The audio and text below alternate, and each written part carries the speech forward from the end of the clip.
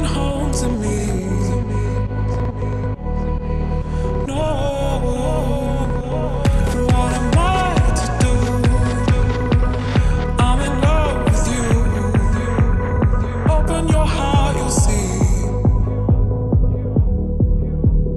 You are all I need. You are all I need.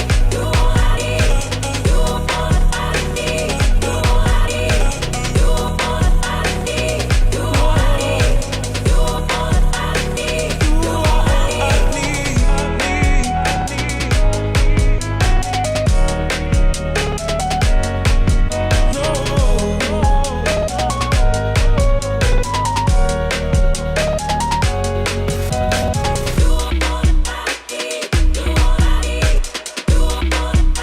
You've always been home to me.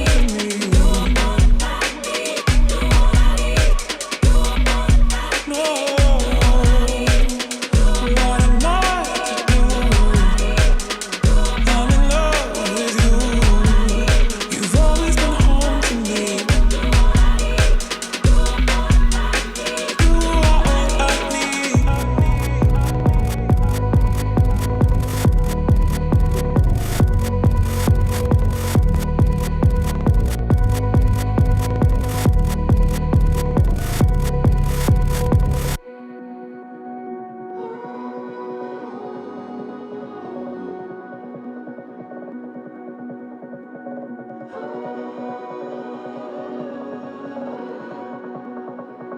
Give me space to breathe, give me space to breathe, give me space to breathe, give me space to breathe, give me space to breathe, give me space to breathe, give me space to breathe. You are all I need. You are all I need.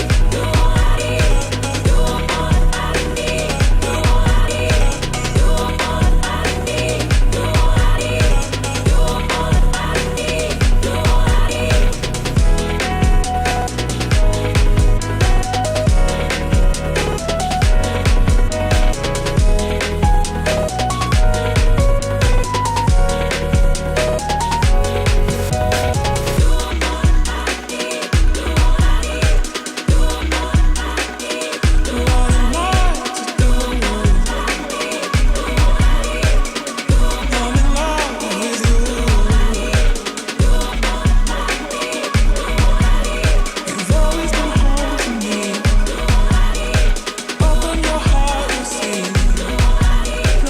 need. You are all I need.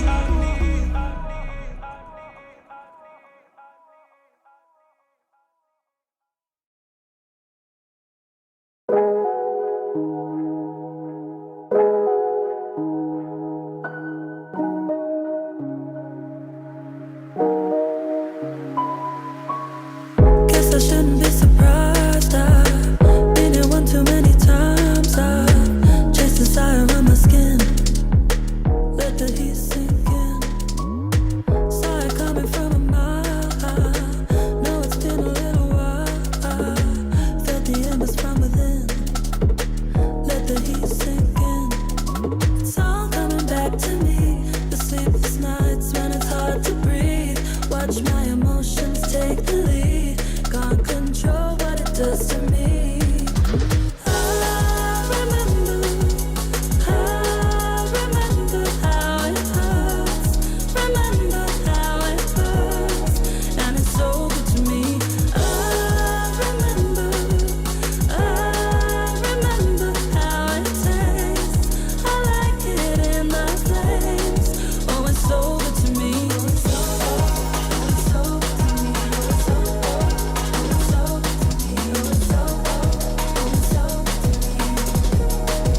It's so good to me. Tell me I'm not here alone. I'm the one you want, then take me home. I'm just love drunk, caught up. Love or lust, what's up? It's all coming back to me. The sleepless nights when it's hard to breathe. Watch my emotions take the lead. Can't control what it does to me. I remember how it hurts. Remember how it hurts, and it's so good to me. I remember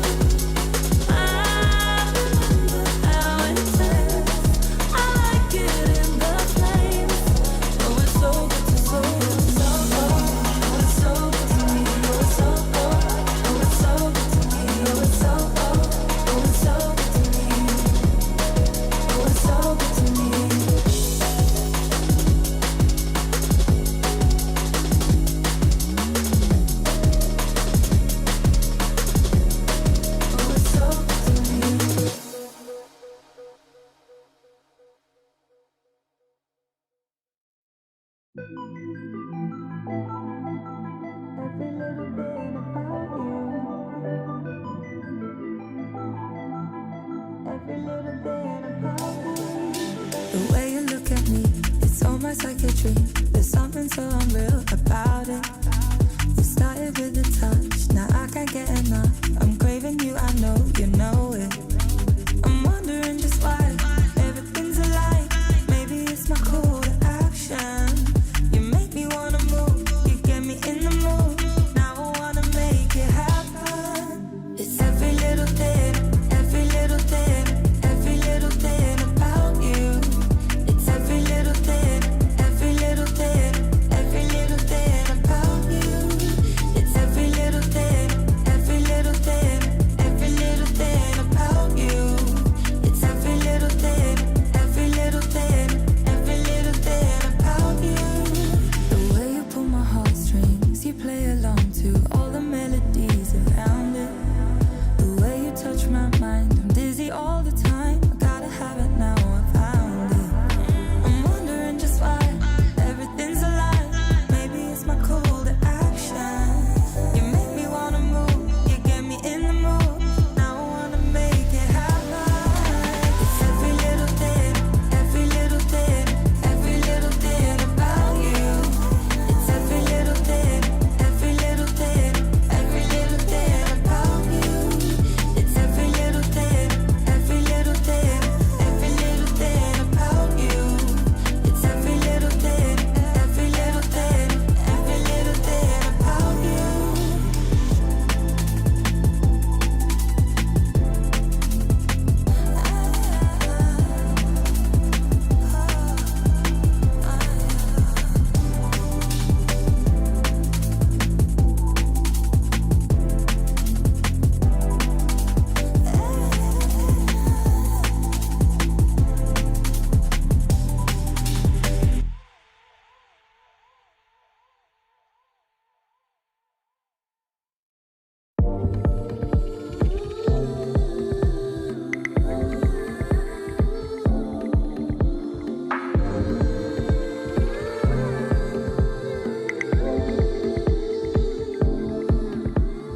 Hold up, wait a minute. I'm just trying to have some fun. Just out here for the weekend. I ain't leaving with no one. Just focus on the moment, babe. The night is still so young. I'm here with you right now, but soon I gotta run. Let's just keep it light, light, light, light, light, light, light, light, light, light, light, light, light, light, light, light, light, light, only for tonight.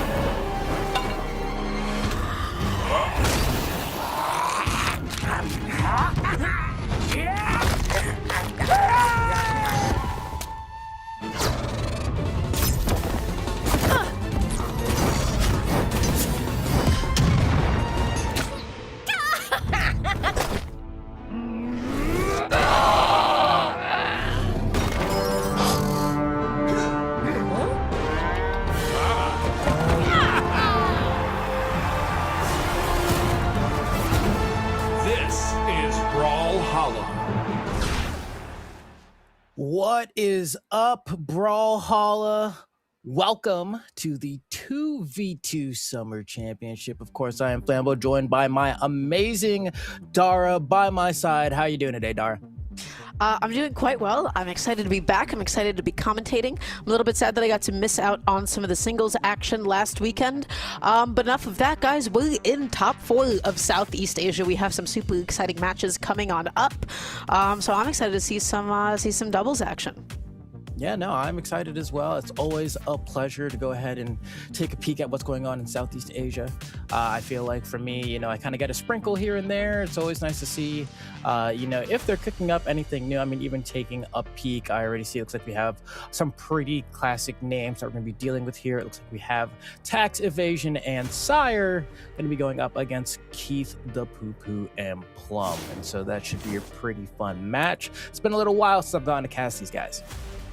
Yeah, so it looks like Siley and Tax Evasion haven't played in at least an official capacity in bracket before, but Keith and Plum, they've taken a couple of titles already. They've got second at the Summer Doubles Championships a couple of years ago, and also a couple of years ago back in 2024, they got first at the Spring Doubles Championship. So it's been a little while since we've seen this pairing specifically. We see like a lot of, very notable names here that they got to take down, but on the side of Tax Evasion, and Siley, they took down Sejaru and Phronix. That's a pretty powerful team in Southeast Asia to get up until this point. We're going to be kicking it off from the top 4 from the winners finals. So there's only a few more sets until, of course, the champion of Southeast Asia for the Summer Doubles Championships is decided.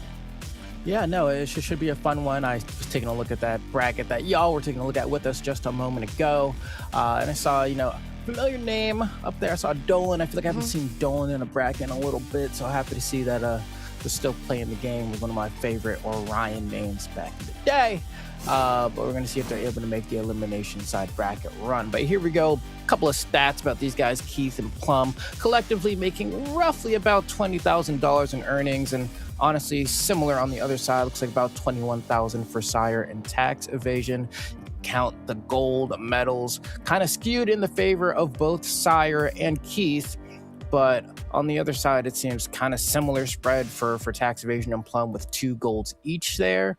Honestly, should be a really even fight. I mean, PR 1 and 4 versus 5 and 9, and it's pretty close.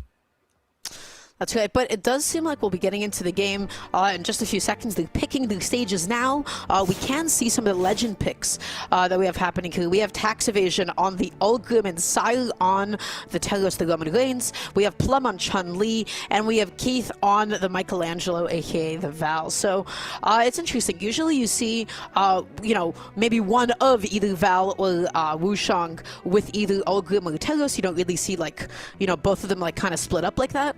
So it's going to be interesting. Definitely one of these teams is going to be hanging on to their stocks a little bit longer. And that's going to be the team with Telos and Ulgrim on it. And here we go, loading up into Game 1 of Grand Finals. Keith and Plum going up against, once again, Tax Evasion and Sire. Starting off here, seeing who can get a little bit of a lead. We haven't really been seeing as much Ulgrim after kind of the dex changes. And, even with Super Stances added, I just think the low dex on him has kind of been punished a lot, but still finding his spot in the 2's landscape here as these teams are really duking it out. The damage is Tax Evasion took quite a bit of a beating. You talked about the dex changes. Tax Evasion was a disadvantage the whole time and then lost his weapon. That time he's going to be able to pick up that N-Sig. Nicely done. Plum landing with the downer. Plum going to also get whip punish for that N-Sig. Tax just luckily not going to be able to hit their own teammate. Keith going to be knocked off stage. The red team cleaning up both members of the blue team. Beautifully done. Yeah, team heavy weapon there on the side of the red team. Keith and Plum trying to fight back. It's going to be Keith picking one up there. I think it's a Val side sig and looking to get rid of Plum or Sire as well. That side air might be enough, but looks like going to be hanging on just a little bit long here. Great little pickup there on a Tax Evasion for some extra damage. But just like that, D-Light Recovery going to go ahead and get rid of those individuals off the top there. And we have a tie battle across the board. Grand Sire, the least damage on the screen, but looks like both teams are really trying to get their little bit of a lead. Beautiful weapon throw. Yeah, nicely done after the ground pound as well. And Plum continuing to pop off stage. Keith going to be covering from underneath, going out there, getting the ground pound as well. Tax Evasion, can you make it back on? Yes, they do. But at what cost? Look at the position that Tax Evasion and Sile are in. Yeah, that's a huge swing in the favor of the blue team there. We're going to see if the red team can kind of answer back. You know, Sire trying to control some spacing here. The gauntlets can be a bit pesky to punish, but that's a nice little team combo. It's not enough to get rid of Keith, though, and maybe here, nope. Can't get that final blow to knock out off the top. The red stream is kind of struggling to get their final hits in. Nice But there we go, double stomps there. That's one down. Can we get Keith as well? There we go, just spamming, but doesn't get the conversion. Yeah, that stomp hit a little bit too low. Keith was underneath the stage. Sile's still not going to let that stock hang for too long. Oh my God! Wait a second, Plum! What happened? Plum is deleted off the top with the scoop. That was ridiculous. Into the neutral at the end. I can't believe that was able to KO. I'm so surprised. I mean, the power of having Taros on your team, I suppose. Just enough force there to get the KO off the top. What a robbery from the red team there, being absolute opportunist in that situation. I can't believe how quickly that was able to swing. Oh yeah, let's get that replay. Here we go. Most of this game, by the way, was in favor of Keith and Plum. They opened off with a lead. They put tax evasion into disadvantage from very early on, and it just felt like they kept up the momentum. And then, just like that, I mean, the chase dodge, Plum, hold on. What was that dodge in from Plum? That's a question that I have. I'm not really sure why Plum put themselves into that kind of position. Siley took full advantage of it, was able to go ahead and take the stock off the top, but I don't know what the dodge in was supposed to cover. 3, 2, 1. Yeah, maybe just like a little panic at a disadvantage there, because after, you know, kind of the last hit of that combo, there wasn't anything guaranteed coming. Could have held on to that to maybe dodge that neutrally afterwards, but you know, that's going to be unfortunate. Kind of a huge opportunity just taken away there. Great job from the red team there to capitalize there. They capitalized and took advantage of it. Now let's see what they can do with this next game. Tax evasion with the sidelight interruptions. Tries to go for another one. Is not going to be able to pick it up. Being nice and patient, making it back onto the stage, holding on to the ground pound, just covering Plum's next option. But Keith on the left side, busy cleaning up Silas for the stock. Now let's see. Tracking out with the extra damage here. Keith, one hit away. But it looks like tax evasion's gonna fall first. Another lead for the blue team, but it's slight. Sire almost able to pick one up there with the stomps there. Not quite enough juice on it. Keith fighting back with those gauntlets, getting a lot of extra damage here. Ooh, Keith just slowly landing, waiting maybe for their teammates to come help them out. Plum still stuck in disadvantage, has to use the momentum of the gauntlet Saley to be able to make it back on, but that's still not enough. The scoop is going to be able to clean up that stock. It is 2 stocks apiece. The damage is not that behind for the red team. Now you can see Sire really trying to hold the corner here. Is kind of like the stomp bot right now, looking for opportunities to find a punish, get those stomps in, get those side airs, pretty much feeling almost exclusively like, oh wait, we might see Sire fall here. Yep, nice little edge guard from Keith. Go ahead and close that one out. I feel like Sire got a little bit too comfortable off the side of the stage, throwing out those ground pounds. So oh wow, the neutral, I can't believe that was able to connect in time. Tax evasion still going to be able to find that ground pound. That was ridiculous. Sire landing with the daily, not able to get the follow-up, still stuck in disadvantage. Keith going to be keeping up these juggles, putting on some serious damage. Keith just endlighting their own teammate there, got a little bit excited. yeah, just trying to hang on to this lead here. And Keith still with 2 stocks, trying to go for the end sig. Gets a good hit on side here. Side doesn't have a whole lot of resources to get back.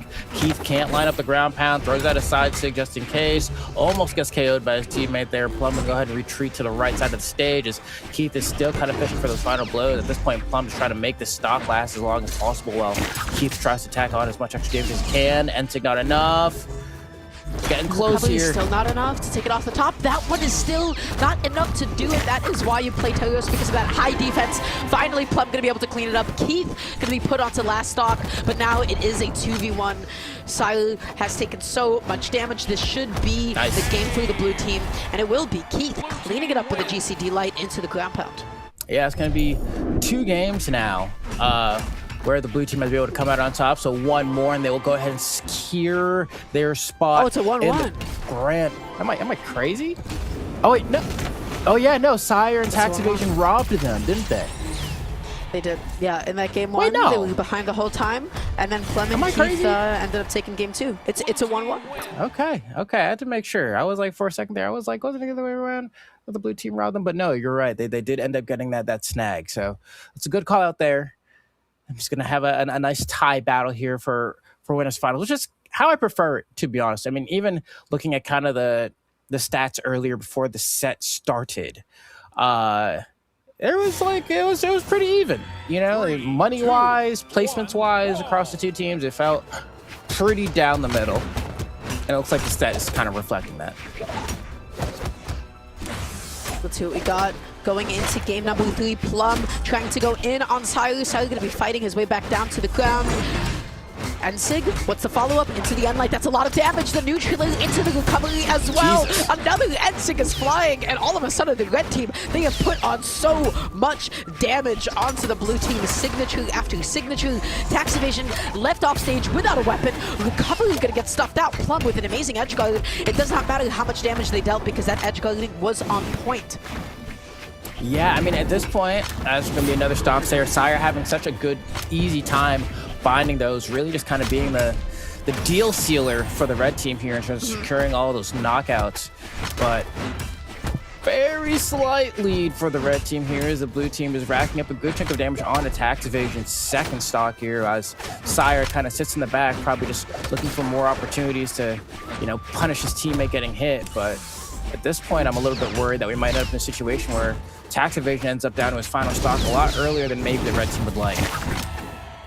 Oh wow, what a cleanup. Nicely done from Keith. Gonna be knocking Siler down too. Second stock, tax evasion off stage. The jump gonna get called out. Beautiful. This should be it, and it is it. Keith gonna be putting tax evasion onto the last stock. Keith's and Plum's edge guarding has been so on point. Every time that the red team is off stage, they have like a 50% chance of losing their stock. Yeah, no, I mean, that was wonderful. It was kind of what I was worried about. And tax evasion still getting a beating here on his final stock here, almost falling. It's going to be a stomp share from Sire. Down air is not going to be able to get the stock off the top either, but just throwing out these strong KO options. There it is, Sire manages to pick one up. Now you have a tight battle, sort of. Okay. Technically, this favors the red team, but I think tax evasion has enough damage racked up here that I don't know that I feel confident in quite saying it's the lead. And blue team has established that they're good enough at the follow-ups, they're good enough at the combos, but Sire going off stage, wanted to go for it all. Keith, no weapon needed, gonna be punching his way all the way up to the top. Sire on his last stock now. Plum coming in there with the side sig, being so patient, landing with the ground pound, but Keith off stage once again is unstoppable. How many stocks has Keith taken off stage on his own, especially with the gauntlets? Yeah, he's been able to find those ground pounds at the right moment, alternatively punishing recoveries with the gauntlet side air as well to secure some stocks. Keith looking extremely potent, and that's going to be a huge punish from Plum. Nice, recognizing there's no dodge on a Sire there, and one more strong hit should be the game. Fakes the ground pound. Nice little aggressive recovery back to stage from Sire.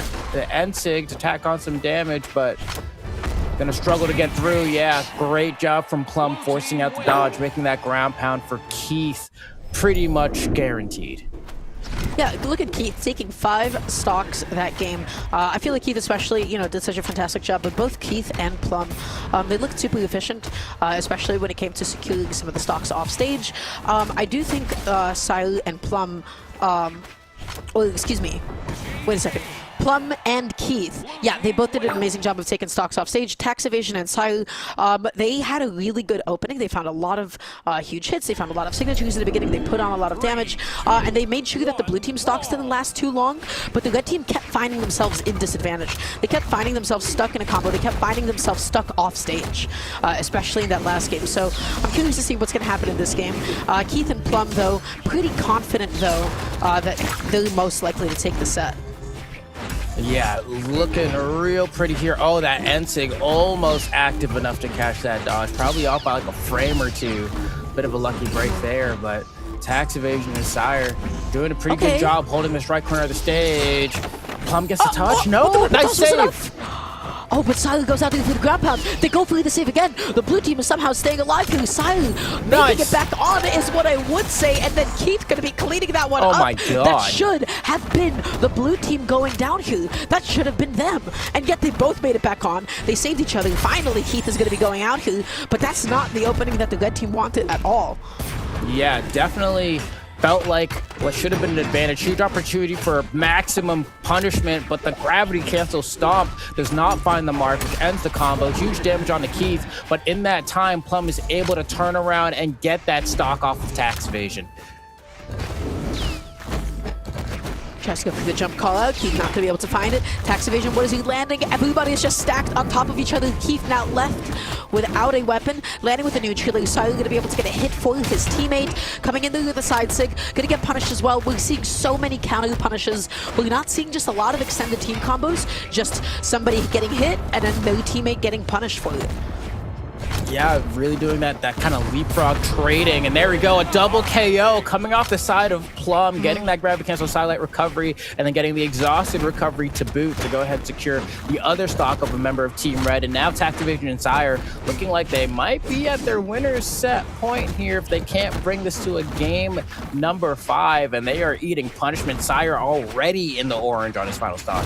Plum is just going in, holding for you consistently. The GCD sig is not able to connect. The weapon toss only going to connect onto Sire's teammate. Oh my Tax God. evasion going to try to cover this landing, but wasn't successful. And now it is a 2v1. 3 stocks to 1. The D sig into the N sig. Tax evasion, I don't know if you have a chance. Yeah, I don't really see this one happening. I mean, Plum, especially in this game, completely popped off. Tax evasion gonna be seeing the lights of the sweet embrace of heaven here as they're playing with their food, but I don't know that he's getting back. They're really having a good time here. But yeah, I mean, Come on, guys, congratulations one more to Plum and Keith for securing their spot in the grand finals. Definitely expertly played as they finally decide to seal the deal there, but pretty convincing set, all things considered. Even the game that they dropped, they kind of got robbed from them. Otherwise, I think it could have very easily been a 3-0. So kudos to them. I do think we did get to see a little bit more just synergy from Plum and Keith. I think a very good exemplification of that was in the 4th game, in the game that we just saw, how it opened off, how Keith and Plum were just in such a nasty position off stage against the red team time and time again. But then they kept saving each other. Then they both made it back on, and then they ended up, I believe, taking out like Silo stock. The combo game was a little bit more consistent. They were just able to get a lot more counter hits, it felt like. But at the end of the day, when it came to securing stocks off stage, Plum and Keith just looked so good. They kept making it back on and they kept finding those KOs.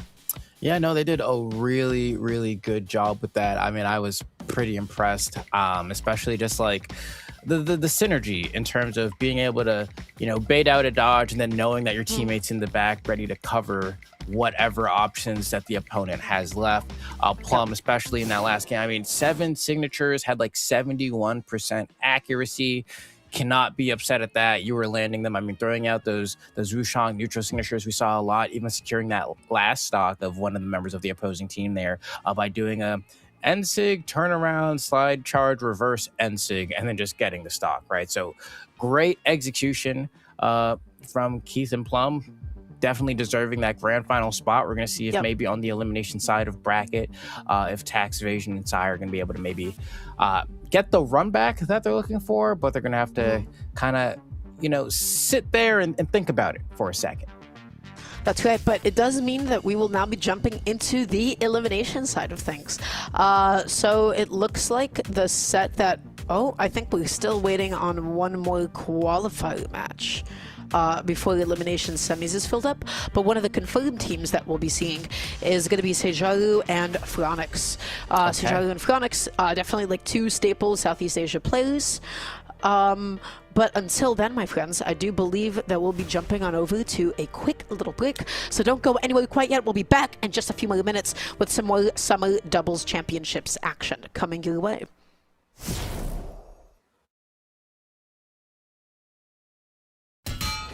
It's ready!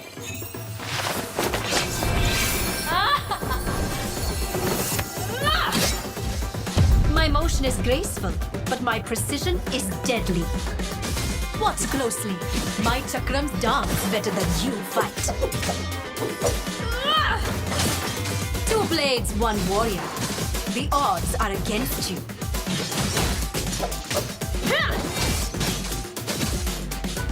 You're making me work for this. Well done. You've earned my respect, but you will not earn a victory. Try Try to keep up. My sword is sharper than your skills. Every spark of my blade burns with purpose.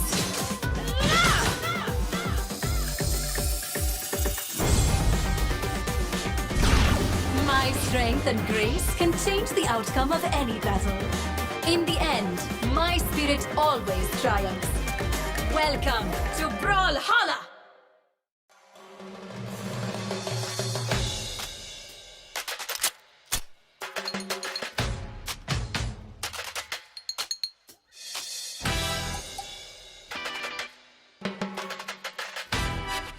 Are you ready to dance with danger? You don't wanna samba with me. My kicks are a bit over the top. Vambora, this fight is about to get funky. Tá bom, let's dance. Ah, you can't dodge boots and bullets. My pistols make the best dance partners. You need a little splash of color.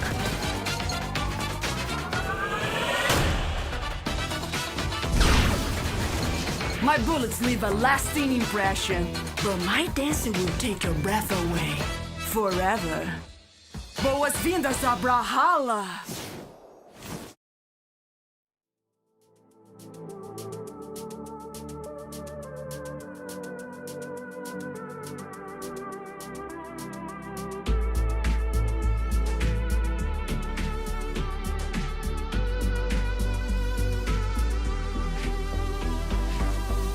Give me like 5 minutes, we can stay in one place.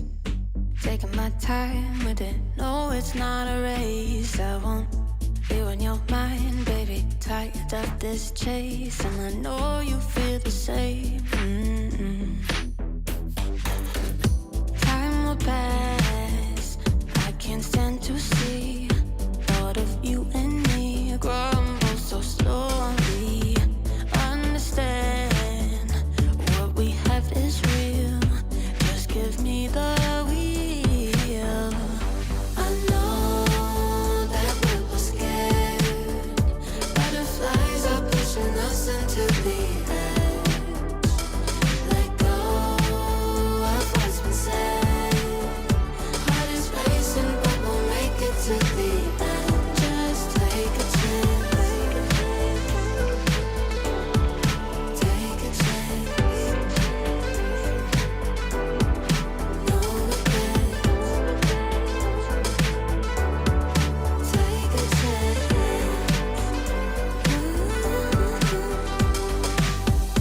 I'ma stick right with you through the rocky road days. Knowing it's my mission to make it through the haze. I want strawberry smiles on a rainy morning Sunday with the sunlight on my face. Time will pass, I can't stand to see. Thought of you and me grumble so slowly. Understand what we have is real.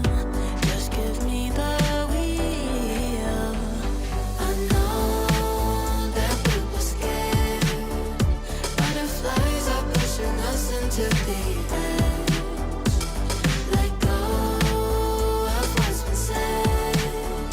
Heart is racing, but we'll make it to the end. Just take a chance. Take a chance. No regrets. Take a chance.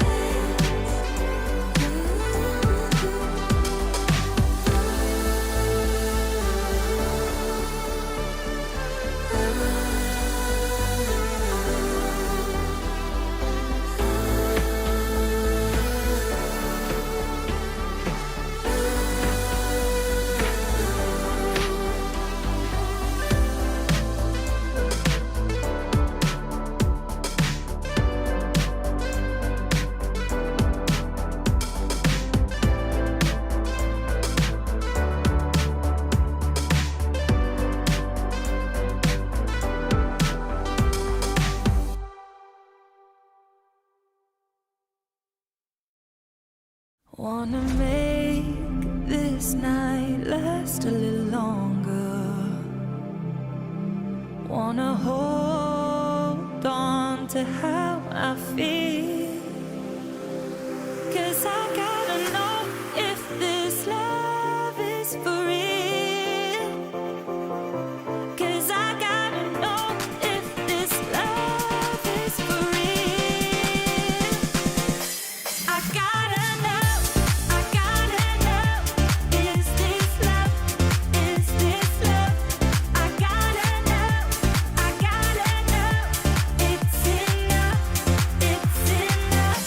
I gotta know if this love is for real. I gotta know if this love is for real. Wanna make our light burn a little stronger. Can we make this night last a little longer? 'Cause I gotta know if this love is for real. 'Cause I gotta know if this love is for real.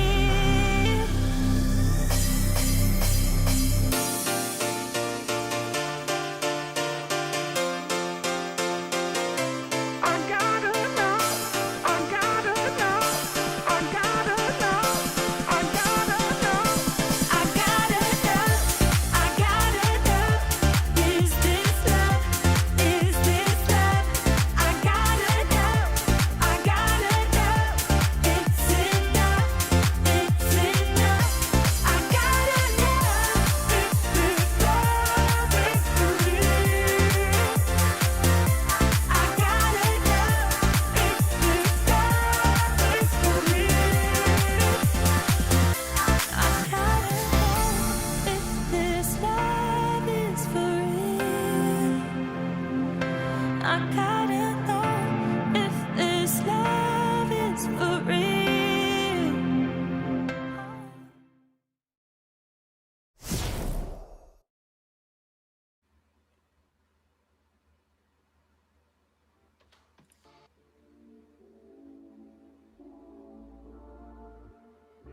Was I muted the whole time? I think I was muted the whole time. Guys, welcome back to the Summer Doubles Championships for Southeast Asia. I was so excited. I had so much energy going into the elimination side, and then as it turns out, we had some technical difficulties. I am Dahlia, joined by my lovely, incredible co-caster Flambeau. Flambeau, are you excited about this upcoming match? Tell us about this upcoming match, please.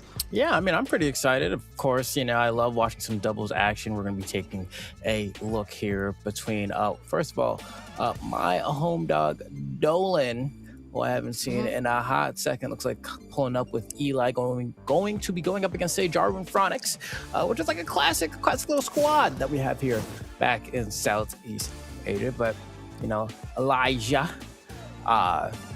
with very, very minimal earnings here. I mean, Dolan also, I guess, with pretty minimal earnings, which I'm like, Yeah, gonna be honest with you. Possible? I How have do no you idea three who top eights Elijah and is. 4 top 32s and have only $300. Is that real?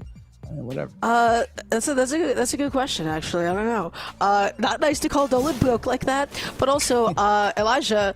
Don't know really much about Elijah. I'm excited to see some of the Elijah gameplay. Phronix and Sejaru, a couple of names that I'm a little bit more familiar with. We're going to be seeing, at least for now, locked in the Zariel from Sejaru, or aka the Devilchin, and then from Phronix is going to be the Olgrim. Elijah, we're seeing the Artemis locked in. So something a little bit different, something that you don't get to see all the time in twos. Lance is super good in twos. Scythe, depending on who you ask. But I'm excited to see the Artemis. And, ooh. Okay, Dolan and Elijah. Artemis Orion. How do you feel about this team comp? How do you feel about this Flambeau?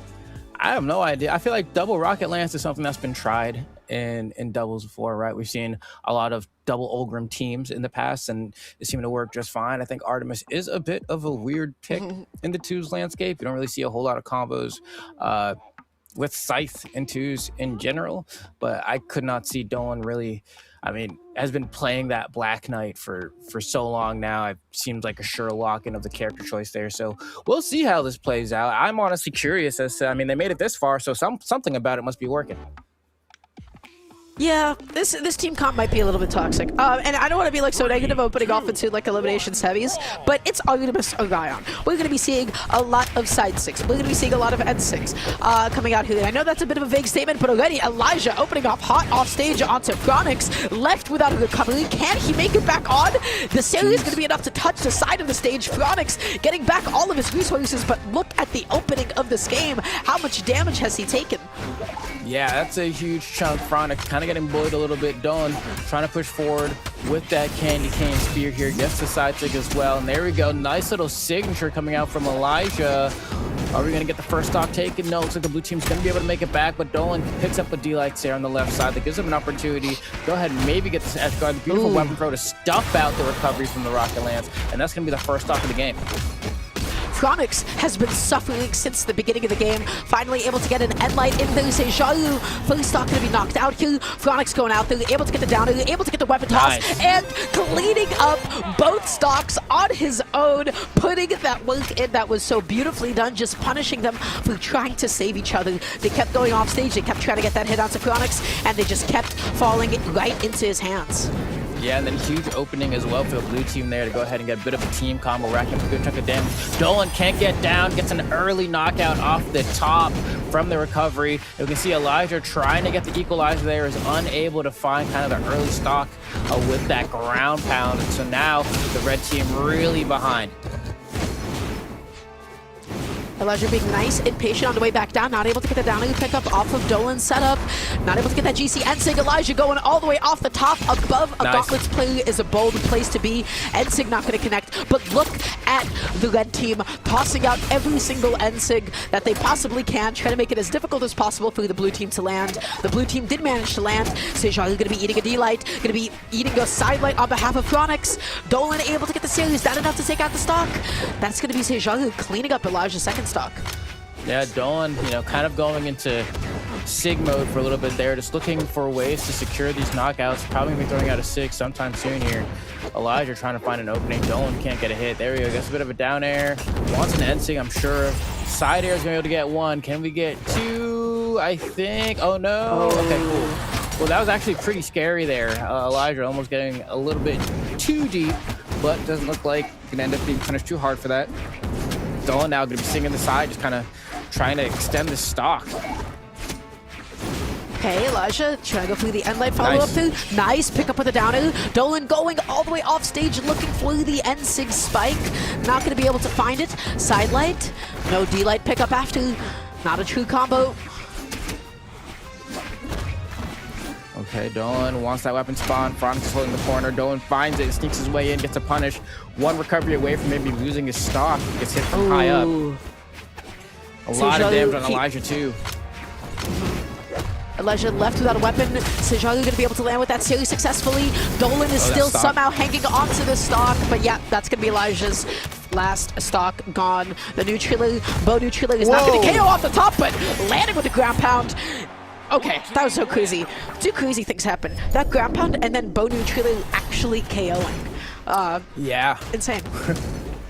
Rare footage, but it does happen. Granted, you know, valiant attempt. What a YOLO ground pound to go for from Dolan there. You know, trying to make the impossible possible. There was shades for a second, but just got punished right after getting rid of one of them. That's kind of the ideal scenario, I think, if you are Sejaru and Phronix in terms of closing out that game. So they're going to try again. And we're going to see, it's like we're going to Western Air Temple. A little bit of a smaller stage. I gotta say, that was a very fun opening to the set. Both of these teams, they're playing super aggressively, going through some like really crazy off-stage plays. The way that like Elijah and Dolan, I mean, they just really beat up the blue team from the beginning. So it was surprising. I don't know how Dolan ended up being on last stock so early on. It did feel like the red team had a lot of the momentum the whole time. So we'll just have to see in game 2 what's going to go down here. Dolan already just getting so many hits aside, like the neutral, not able to get the GCD sig. Elijah looking for a way to get back onto the stage. This is already just such a crazy game. Let's Let's see, good start for Phronix. The blue team has complete control of the stage. The red team trying to fight for some sort of presence, but they're unable to make it happen at the moment. Dolan, once again, throwing out those N6, tries to go for it again. It's not going to work this time around, but really just struggling to have stage control. The blue team definitely feel like they're in the driver's seat despite the damage being relatively even. Okay, a lot of hits being exchanged here, a little bit of friendly fire. Phronix looking for a safe passage back on. Elijah going to be able to punish the recovery with a recovery of his own. Not able to find the GC side sig. Huge punish from Phronix, sidelined into the neutral lane. The second hit of the N-Light going to connect on both members of the red team. That is now Elijah on his second stock. Dolan maybe soon to follow. Still not enough. A little bit rough here. Side air, not going to be enough. N-Sig from Elijah is not going to knock out, but it is going to knock out Phronix there. Sejaru picks one up with the side sig, ends up trading with Elijah, and now we have tight battle yet again. Even stocks on the board here. Yep. Totally even at this point. Looking for the next big opening. Phronix playing nice and patiently, landing behind his opponent, able to connect that N-Light. Man, I gotta say, Phronix, he has been so accurate. Like, he has been playing so safely. He's been connecting a lot of his sidelights. He's been catching a lot of landings. He's definitely the member of the blue team that I'm looking at. Yeah, definitely doing a lot of classic Axe neutral gameplay as well, but beautiful dunk from Dolan there to grab cancel N-Sig, kind of swinging the favor into that of the red team, and Dolan going for another dunk yet again. That one's not going to connect, but Sejaru trying to get back on stage and get a weapon, throws that away immediately, which is interesting. I guess wants a bow, gets caught by the weapon toss, and nice tap in from Elijah. It's starting to look a little bit dire for the blue team here. They need to start trading these stocks. Yeah, they just destroyed Phronix's previous stock. I'm still thinking about that. I'm still thinking about how they went out there and found that N-Sig, that huge dunk. Dolan, nice punish with the side sig. The down air, not going to be able to punish into the D-sig. Not able to follow up, excuse me, but that was such a good idea nonetheless. Oh my gosh, Elijah with the coverage. Dolan and Elijah looking fantastic in this game too. Yeah, Sejaru pretty much having no presence on his final stock. Spent most of it without a weapon. And in that time, you're just kind of able to see Phronix get beat up on, to be honest. That was a pretty rough showing there. It seemed like they had a decent chunk of control of the match a little bit earlier on, and then by the time it hit that second half, lost their steam and it got completely outclassed. I think they did a really good job of just like focusing on the same target. Sejaru and, oh my gosh. Guys, the names I'm totally blanking out on. Dolan and Elijah. I was talking about Dolan and Elijah. Thank you, though. Dolan and Elijah, I think they did a good job of like focusing onto the same target. They definitely looked at the same target like when it mattered most. And then they found some really good follow-ups. Still from the last game, I'm thinking about Phronix's opening. I think he played super well. I think he did a really good job of just covering the stage and like making sure that Sejaru wasn't getting hit for free. He definitely got a few counter punishes in, but I'm just not seeing the same degree of follow-up potential from the blue team, at least in that game too. Yeah, I'm inclined to agree. Oh my God, Elijah! No, no, no, the pro you can't! close it out. Not like this! Why is Elijah gone? Why did Elijah go? Did I miss something there? I felt like that was unnecessary. It looked like the stock was already sealed in there. But maybe there's something I'll miss. We'll check the replays a little bit after, but now... Look how Elijah's playing! Look how Elijah's playing! Elijah! Elijah? Why? Why did you just throw it away again? What is happening? On the final stock, I'm like so confused, man. It just does not... All right, we ball, I suppose. This might be one of the quickest sets we've seen yet today, or at least one of the quickest games, as stocks are flying left and right here. Nice little recovery from Phronix, gonna get this arm from that hit. Sejaru trying to kind of finish this up on Elijah, because why not? One stock, that seems like the easy win con here. If you get rid of Elijah, you pretty much win the game. I don't even know how to talk about this game at this point. So Sejaru, nice job with the D-line into the recovery. Oh, wait a second, your teammate on last stock at the moment. There's still like 7 minutes, 6 minutes, 30 seconds on the clock, and your teammate is on last stock in the orange. What is there to say about this position? This is not a good place for the red team to be in. If they can win from this position, that would be amazing. That would be phenomenal, but I'm not holding my breath on it. Yeah, I'm not either. I mean, you can see just how heavily they're fishing. At this point, they don't even care if they're getting hits on Dolan. That's going to be almost a team wipe there for the red team, but there's still so much more to go. Now, granted, if Sejaru gets sent down to the final stock here, there is hope, right? You're able to maybe play for that, but at this point, Elijah has so much damage racked up. I'm sure they can at least sneeze on Elijah at least one time. Look at the red team. They split up. They separated. Elijah going to be eating that weapon toss. Sejaru going to be looking for it all. Elijah still stuck in disadvantage. Going to be swapping out the weapon.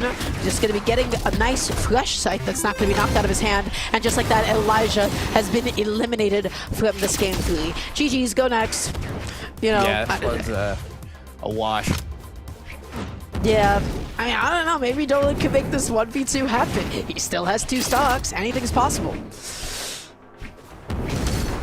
I mean, that's a good start. I mean, there we go. Finally the recover from Sejaru. I mean, and I won't say it's impossible, but it's impossible. It's Lance. It's Lance. The win condition with, well, with Spear, I don't know if a 1v2 is possible, but with Lance, you can definitely cheese somebody off stage. You just catch that one dodge, you take them, you know, if we ride with like the side, with the down off stage. It's all possible. No, they're missing their team combo opportunities here, but see Dolan trying to go for a quick one. If he got that on Sejaru, there might have been hope.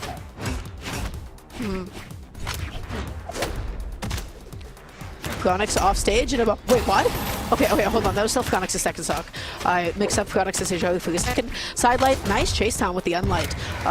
Nicely done from Sejaru. Chronix holding on to the N-Sig, just gonna be hitting his own teammate.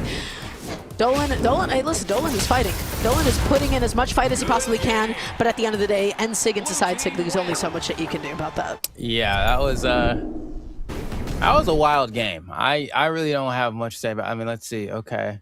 You know, Elijah gets stuck here. Okay, you know what? I see the vision here.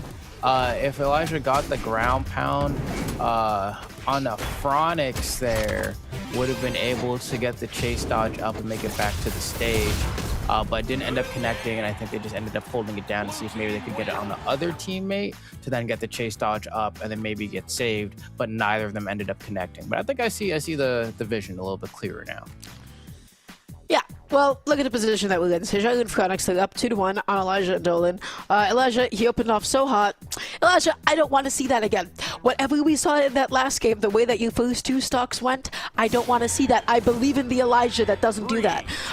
So we're going into the next game. I definitely believe in the red team's lethality off stage. I definitely believe in Sight's potential off stage, but you got to stay alive while you do it. You see Elijah, he's already going fishing. He's going out through the down. He's looking for the next follow-up. He's going for the dodge in place, maybe hopefully trying to get a neutral at some point. Elijah, he knows what he's doing off stage. Yeah, definitely has a degree of comfort. Oh my goodness, Dolan actually almost getting the stock there. Elijah psyching it up. There goes one. Phronix is gone. That was good, but I feel like Elijah, to really make that one pop off, he should throw away that stock. No, hold on, I'm playing. Nice job to Elijah. Like, he really did stay on top of his opponents. He is definitely the one that I'm looking at on the red team because he is just so scarily off stage with that side. Phronix holding it down with the unlight, getting a nice big hit onto Elijah. Dolan now separated from his teammate. How is he going to be able to reset neutral, picking up the spear? What can he do with it? D-Light, wow, just going to go ahead and get punished. The blue team staying on top of it. Okay. So far, I mean, Sejaru and Phronix, despite, you know, kind of getting what I'd call a bit of a freebie in that last game. Look at real strong here in this game. Oh, wow, what a weapon throw. Beautiful disengage there. Sejaru is looking like he was fitting for something pretty insane. Oh, no dodge here on the Sejaru. Man, just sneak back Dolan. through. That ground pound Dolan crazy. was Oh, nice! All off of a missed cleanup. That was supposed to be Dolan's stock. Dolan missed his down, and then all of a sudden he ended up finding himself reversaled off stage. Sejaru finally going to be losing his first stock. Dolan on his last, potentially, of the tournament here. This is not the position that the red team wanted. I don't think they suffered for it too much, but the blue team is definitely in a good spot. Yeah, no, a pristine spot, I dare say, as they're looking to go ahead and try to wrap this setup. That's going to be a nice stock as well. Side air, final stocks for both members of the red team as they are on tournament point here effectively before getting sent home at a potential 4th place finish if they can't figure out a way to break through the mold. Okay, nicely done with the recovery there. Elijah gonna be cleaning up that one. The weapon toss after the series. Sejaru is in a nasty position. Gonna eat that ground pound. Can he make it back onto the stage? The GC N-Sig is so clutch. That is why you play Zariel, just so that you have those options.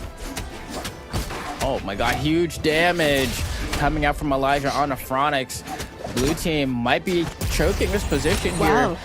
If you're Phronix, you just have to hang on until Sejaru is able to spawn. No caught in 2v1 combo. All right, cool. You've been able to figure that one out. You got to help your teammate here. Missing the punish here, Phronix. This is huge. Yeah, with a silly like that, I feel like Daylight, even though it doesn't give as much reward, it is like a little bit easier to connect to be able to interrupt those kinds of combos. That's okay. Phronix, oh man, can you stay alive for the blue team? Is this going to be a blue team dub? Well, the red team is split up now. It's going to be difficult for them to do much here. They've both got Lance on hand. Phronix landing with a Selu, putting Dolan off stage. Sejaru not going to be KOing anybody anytime soon with that neutral. And the recovery does clean up Elijah's last stock. This is a doable 1v2. Oh, ooh, okay. Disarmed from that neutralite. That's going to be the game changer for sure. Dolan going to be saying goodbye to this tournament, getting sent home with the buddy Elijah there at 4th place. Valiantly fought, but Phronix and Sejaru reign supreme. I was, you know, good job to Phronix and Sejaru. In my heart, I definitely had Dolan and Elijah. Just because I do think that they brought like a lot of aggression. I think they did a nice job of it. Elijah, I think, was a little bit more consistent than Dolan was off stage. And I don't like really mean to like, you know, stay on like the negatives too much, but I'm still thinking about the position where like Elijah set it up for Dolan. Dolan ended up missing his down air, and I think he was off stage against Sejaru, and then Sejaru just ended up taking out Dolan's stock instead. And that could have been a very pivotal lead for the red team. Either way, nice job to the red team. I think the blue team, they just stayed a little bit more consistent. They did a good job of splitting up the red team. No, I'm inclined to agree. There were some moments there where I started getting a little bit worried because it felt like the stage presence was crumbling a little bit, but they were able to lock it in the end, and that means they're going to be moving on into the elimination finals, where they're going to have to go up against Tax Evasion and Sire, who we did see kind of get tossed around a bit in the winners finals, looking for their chance to get that run back, but gonna have to get through Phronix and Sejaru to do it. So we'll see how that one kind of plays out. Yeah, I do think that was a good way to put that winner side set. Again, like, I don't want to be like too negative about it, but like Sejaru and Phronix, I think they have a pretty good chance. We didn't get to see a lot of synergy, I think is the best way to put it, on behalf of that previous winner's side team, the team of Silent and Tax Evasion. We didn't get to see the most amount of synergy. We didn't get to see the most amount of combos. I feel like the winner's side set that we saw was like a little bit chaotic. So this is definitely the time to show off. Now is the time to shine. Sejaru and Phronix, though, I must say, so far they're looking like the most consistent, the most reliable team. Yeah, they definitely have that air of, I think consistency is a good word for it, to them right now. And so we're going to see if maybe they're going to be able to continue leaning into that consistency as we are getting to the stage striking process here for our first game of the elimination finals. It looks like we might be going to, it has to be Shadow Scar, right? There's no way you go to Terminus. Shigansha District. Yeah, okay, yeah, Shadow Scar. So here we go. Game number 1, Sejaru and Phronix versus Sire and Tax Evasion for the elimination finals of Southeast Asia. Of course, going to be the same legend picks that we had seen in both of their respective sets earlier. We're going to have that Devil Jin and the Ulgrim going up against, of course, the Ulgrim and the Roman Reigns, aka Taros. Yeah, exciting stuff, everybody. Eliminations, finals. Let's see who it's going to be moving on into grand finals. Who's going to be going home with a 3rd place finish. Sire able to get that side light, but not able to get the D-light follow-up. Just immediately getting interrupted. Phronix just going to get stuffed out by the downer. Sire going to be quickly putting Phronix off stage for the 2nd. No big plays yet. Oh, big damage.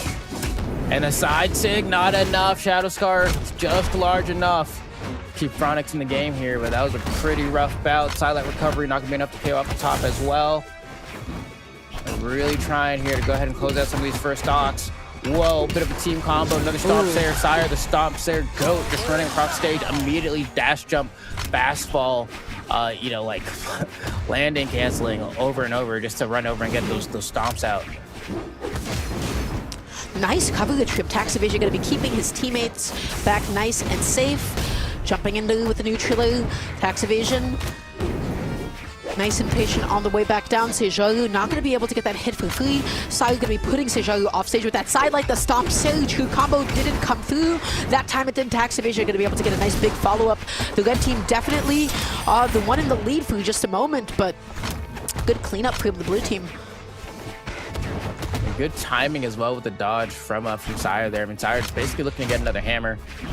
Blue team going to try to keep him starved for as long as possible, because when he does have that hammer in hand, he's able to put out a lot of pressure. There we go. Nice little ground pound grounded to get the stock there. You don't see that every day, but it is a nice little cheeky option that you can throw from time to time. Here we go again. Sire with the stomps. Always able to find them. He's fishing for another one here pretty soon. Just kind of skating across the base platform here, playing an extremely grounded game. Gets a turnaround down air. Not enough to knock out, but knowing when to mix up his options. I don't know what that GC side stick from Sejaru is about. Maybe that's supposed to be a GC end stick in that position. Either way, Sejaru now on the last stock.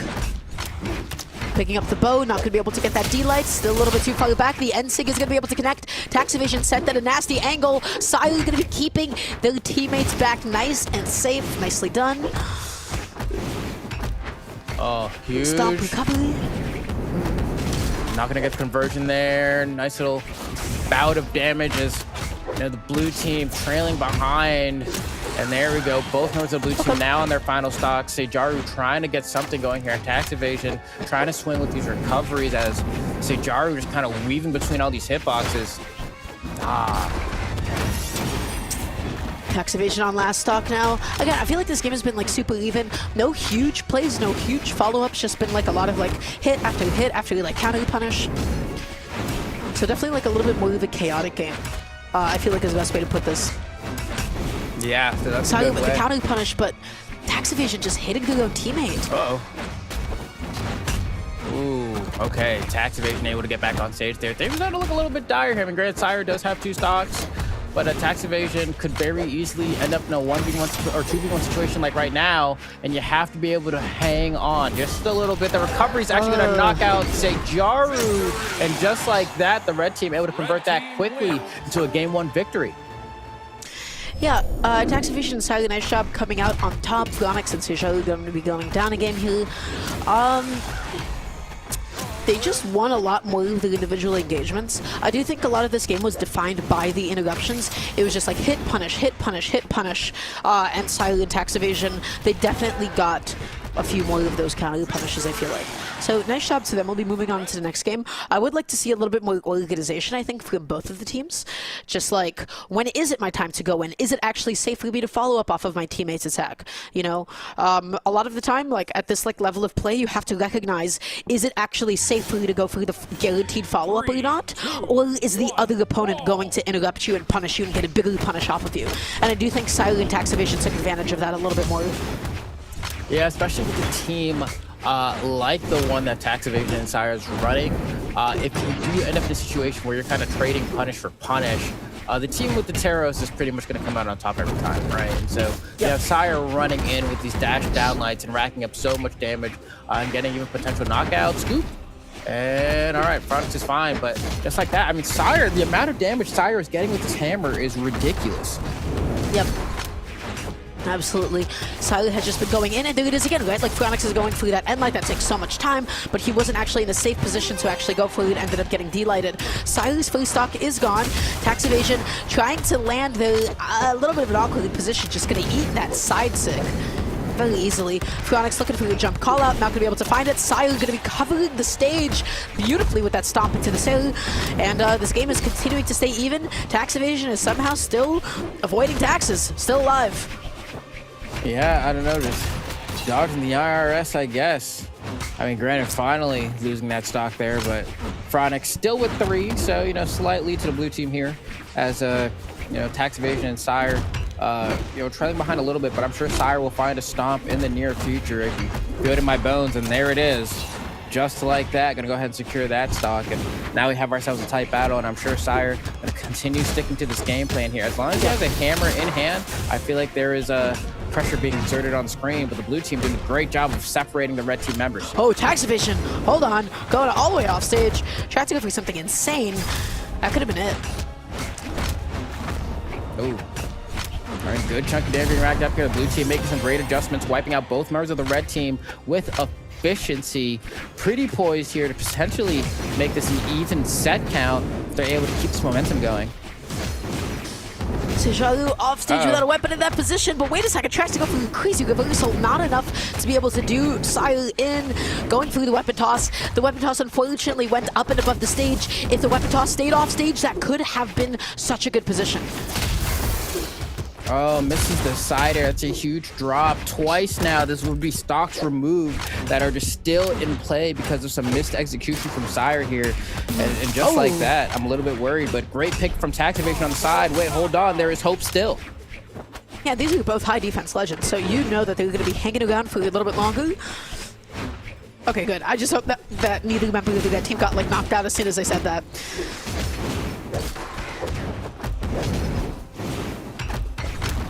Okay, Sire with some good damage here. Tax evasion just waiting for a weapon spawn. Team combo strips Sire of his weapon. There just hasn't been a moment like the past 30 seconds where both members of the red team have had a weapon at the same time. Silent to neutralize tax evasion, doing a good job of holding down the ground, but Sejaru going to be cleaning up Sire's last stock. I don't know if this 1v2 is possible. Landing into the end light, not going to combo into the side sig. Tax evasion just going to be eating that weapon toss, and the GC side light should be enough to do it. The blue team holding it down and taking us to a 1-1. Yeah, definitely holding it down for a second there. They did a great job of kind of stalling out Sire a bit there. I felt like it had a very strong opening to that game, but then when it got to kind of the midpoint, was really struggling to line up hitboxes. The red team was separated for so long, was unable to really play off of each other. We were talking about how they were doing this kind of like trading style gameplay, right? Where like, I hit you, my teammate comes and then, hits that person and they kind of trade back and forth. The Sire wasn't able to do that for pretty much the second half of the game. And there were some key scenarios there too, where it was kind of his job to secure some of the knockouts and he missed the combo, which definitely made it that much more difficult for them to get back to that game. 3, 2, Yeah, so we'll just have to see how this next game goes. It is 1-1 in the game count. Sire going to be the first one to pick up a weapon between him and Sejaru. Coming back on with the down air. Let's see what the first big setup is going to be. The side light there. Off of hammering side light, you can't get really that much, especially with your teammate behind you. Yeah, that seems pretty accurate here as we're on the Fortress of Wolves this time around. Sejaru trying to get something started here. Pretty even game so far. Nice little combo there, gets interrupted. Sejaru really hasn't been able to complete much of these Zerial Sigs. That's a testament to how quickly Where's the catch another on the member of the red landing? team. Where's the I don't know. N-Sig? I feel like that was prime N-Sig position. Sire in a nasty position off stage. I have no idea how they're going to be able to land. Tax evasion are going to be making it a little bit easier here. But Sire is still stuck in disadvantage. Landing with the downer, helping out their own teammate. I feel like a lot of the times that I'm seeing interruptions in this set, they're usually always hitting their own teammate as well as the opponent. Yeah, no, I kind of feel the same way, right? It just seems like for the greater good. Ooh. Hold on. Running off stage with a silly like that to follow up off of your teammate's end light, that was clean. Okay, not too bad right here. The blue team in a pretty decent spot. Let's see if Sejaru can grab that weapon, picks up those gauntlets, forces Sire to the corner, D-Light Nair to scoop him off stage. Great follow-up here and the dunk. That's going to be the stock here, I think. Needs to get saved. Wow. Does not happen. Do we have a double edge guard potentially here? Oh, wait, hold on. Maybe a Wait a reversal, second, tax actually. evasion? Tax evasion? Okay, hold Almost on. That was cooking. pretty nasty, though, right? The Yeah, GCD no, light, the down air afterward, tries to go back and do it again. Tax evasion was angry. Really trying to make the best out of a bad situation. Almost succeeded. But now, looking a little bit dire here. Sire is on the final stock, already in the orange. Sejaru forcing him off stage as well. There's a lot of pressure, a lot of stage control coming from the blue team right now. Phronix gets disarmed finally, does not have that rocket lance in hand. It's going to be a huge punishment form of that side air from Tax Evasion, and Sejaru needs to be careful. Gets the toe tap and just steals the stock. Wow, nicely done. Phronix trying to go in on Silas. Silas going to be cleaning up Sejaru's second to last stock here. Silas still has to find a way to keep themselves in the game. You do not want this to become a 2v1 against your teammate. And just like that, it is a 2v1. The blue team, they have established that they know how to get those 2v1 combos. They know how to be able to get the follow-ups. So I have a feeling that Tax Evasion is not going to make it out of here alive. Sideline neutral, GC Ensig into another GC Ensig. Tax Evasion off stage with no weapon. So much damage on. This should be it. Yeah, it's going to be really one end life from either of these. Should set up for a knockout. Tax Evasion going to play the corner. Nice little charge on the down sig. It's not juicy enough to get the stock, but we can just play this mix up one more time. Ooh, a little bit of friendly fire. There's a bit of slop here in closing this game out. Yeah, but you know, at this point, just about anything can do it, guys. Sejaru's looking for the down air. Is going to be able to fire the down air just like that. Sejaru and Phronix coming up with a 2-1 lead here. What happened to Silent? It felt like Silent was just like behind so early on, and then was just stuck landing. Like really, just kind of fell apart. I feel like that game. I don't know. That's like 2 games now, where I feel like Sire has been made to be a non-issue, and I don't know. We got to figure that out. That's the difference between winning and losing here. The games that Sire is able to like perform and get those hits in, they win. And then when he gets shut down so clearly, it's not a good time for them. Hopefully, you know, this game goes a little bit better, but I'm not too happy with how that's been going for Sire. Yeah, me neither. But let's see what they got going on in the next game. Still within the realm of doability for them. So they're going to be picking up the axe. Tax Evasion with an axe as well. There's 3 axes on the screen overall. Excellent.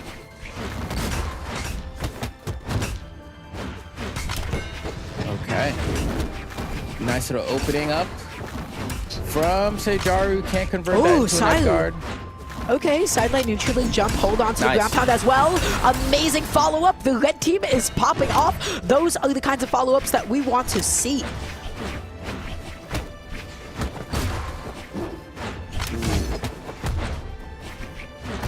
Okay, looking to kind of close out one of these stocks here. That's going to be a side air that gets rid of Tax Evasion. And then can we finish it up on Sire? No, nice little aggressive fight back to the stage. Getting some good counter hits in here as well. That's what I'm talking about. When Sire is on, he's on, man. Blue team slowing it down for just a second. Phronix just playing behind a little bit here, looking for the next opening. And just like that, the end light is going to be closing out Sejaru's first stock. Phronix looking for any safe passage back down the sideline into the down air. Tax Evasion tries to go out there for it all. Sejaru, is that enough? Oh my gosh, no save, no chase dodge, and Sayu throwing away their own stock in the attempt to save Tax Evasion. Yeah, now things starting to look a little bit dire. Tax Evasion down to the final stock. Sejaru fresh with 2, just got hit for the first time. They're going to be needing to find some sort of opening. Phronix getting a good little 2-piece there onto Sire. Sire trying to go back into stomp fishing mode. We'll see if it works out. Gets caught out. Hasn't been able to find a stomp yet.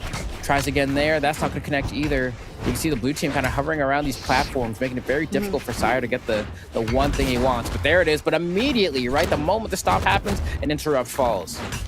Yep.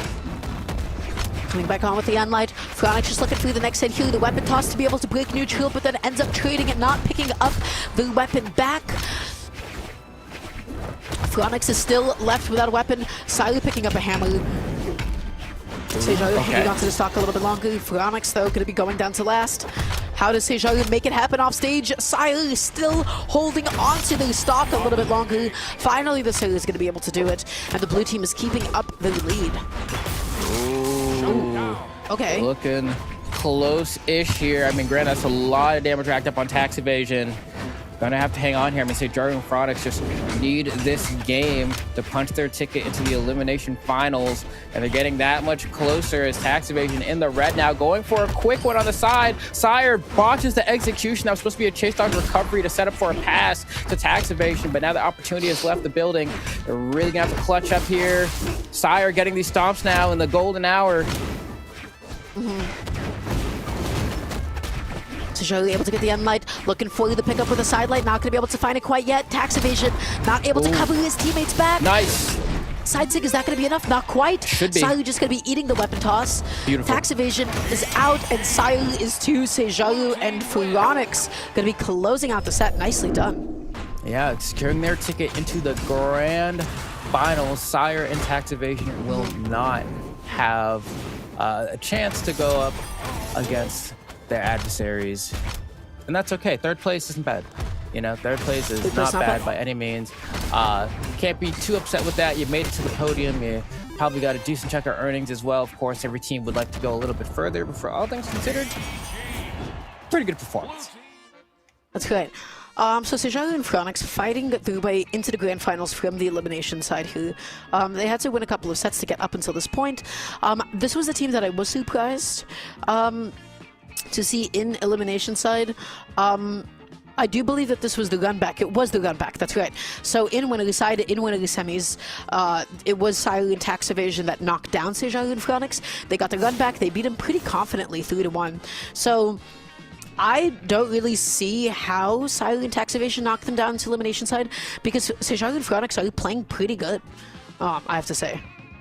No, I'm inclined to agree. They had a very solid performance there. I do think kind of toward the end, Tax Evasion maybe petered out a little bit as far as momentum goes. I mean, there was like 633 damage done by Sire, and then like 313 damage or something like that done by Tax Evasion. So that's, you know, you have someone on your team doing twice as much damage as you. It's going to be a little bit harder to come out on top there. Now, granted, you know, choose this in a linear game mode, but generally speaking, you're doing more damage, you're probably winning more, right? You can have some more efficient knockouts for sure, but we didn't see a whole lot of early knockouts coming in the side of, you know, getting like a good little ground pound in an opportune situation or anything like that. So we'll see.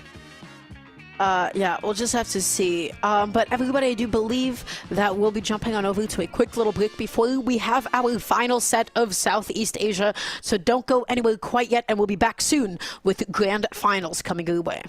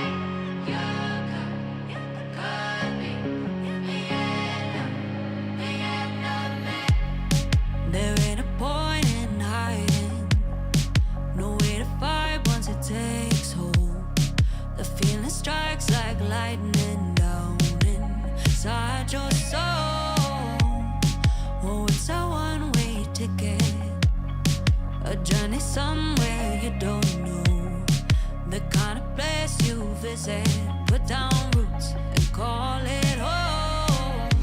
You could be the enemy, see it now like a movie. Slow-mo cut to the last scene, just as the lights go down.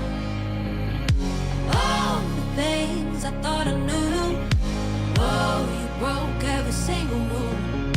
Life began when I met you, the kind of love you only dream about. Counting down the minutes, waiting for the phone to ring. Over my words I'm tripping, but I don't care, it's you and me. I feel it in the wind now, I'm letting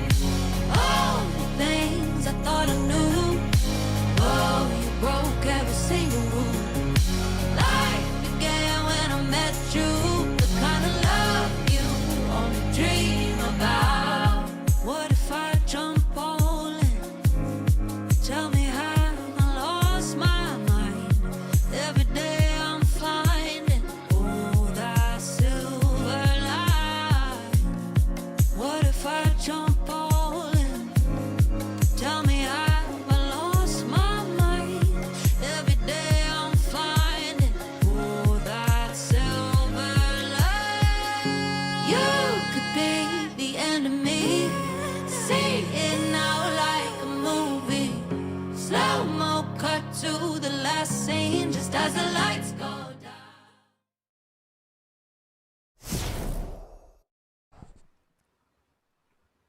Welcome back, everybody, to the Brawlhalla Summer Doubles Championships for Southeast Asia. I am Dara, joined by Flambo, and yes, my mic is functional this time. We're going to be jumping into the grand final side of things. We have one, potentially two more sets coming on up. Flambo, tell us, talk to us, who do we have coming on up? We have our grand final set of Phronix and Sejaru going to be fighting against Keith and Plum to see who we will crown as our summer champions of 2026. It should be a good, fun one. Of course, going to be some classic Michelangelo and Chun-Li action, which, you know, always fun to see some of the crossovers in this game for sure. Yeah, Keith and Plum, on the Val and the Wushang, I feel like they played pretty aggressively. They were going off stage. They had some excellent synergy. This is definitely the best team that we've seen so far.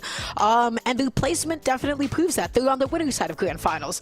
So they just have to win one of the upcoming sets to be able to go ahead and take it all. Plum and Keith definitely have my favor going into this, but Sejaru and Phronix, they can still make it happen potentially. They just have to find an answer to the way that Keith has been playing off stage, because man, I'm telling you, Keith has been eliminating those stocks.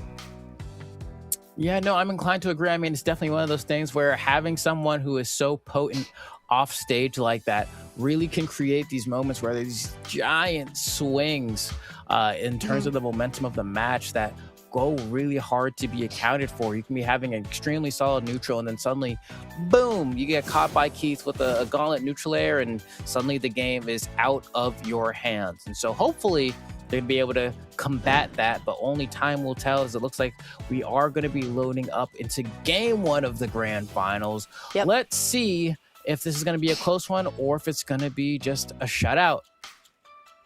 Yeah, we'll just have to find out. I'm excited to go into this one, everybody. Let's go ahead and get excited. It's happening. It's happening now. We're not seeing any crazy legend picks, just a lot of really standard stuff here.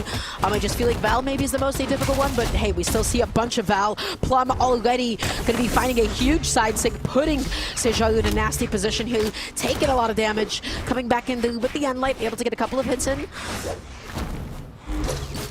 Okay. Keith and Plum, I mean, already with a strong start. You can see Plum hounding with these gauntlets. Keith, look at this, how much pressure they're putting on a Phronix together as a team, right? I mean, Sejaru just not quite able to split them up. Finally, a chance here to maybe regain some space. But again, Plum and Keith not shy at all about throwing out these KO options. Phronix, we're going to be losing that first stock. Sejaru looking for a clean passage back onto the stage, and Plum breakdancing, cleaning it up. Very nicely done. What a huge lead to open off with. Yeah, the team synergy here is just so clear and palpable. I mean, look at the way Keith is beating up on Sejaru here. These weapon throws on the other side. Plum throwing out these ground pounds, forcing a save here from Sejaru, but really this is just absolute battery happening right now. There we go, the recovery off the top. Final stock for Phronix. Plum finally losing the first stock. Just really so heavily red team favored. Phronix is still undergoing so much punishment. Finally going to be able to get Keith off of him with that series saying, please leave me alone, running to the other side of the stage. And Plum is continuing to chase him down. They see that he is on his last stock. They're making sure that he suffers for it.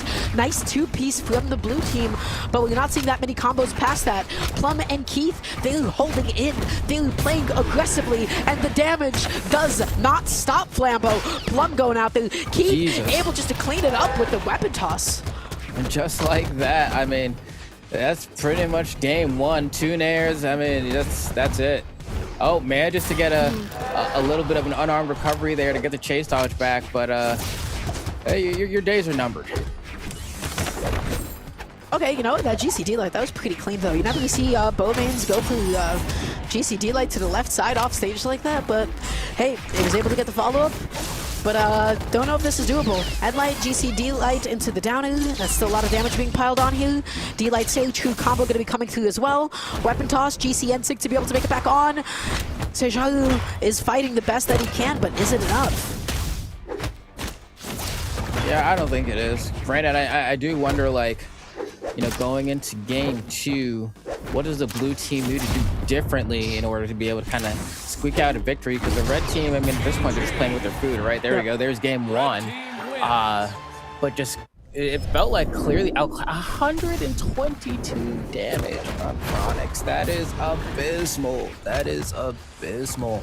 In a game where roughly 150 damage means that you're in the red, that means you got one stock on one person into like deep orange, and that's it. That is not enough. You have to do more than that. They focused on Phronix exceptionally well. Like Keith and Plum, they stayed on top of him. You saw how much he was just trying to run away. He was trying to run to the other side of the stage, and Plum kept on chasing him down. So that sort of aggression, that sort of synergy, that's the kind of stuff that we're talking about. That's the really, really good stuff.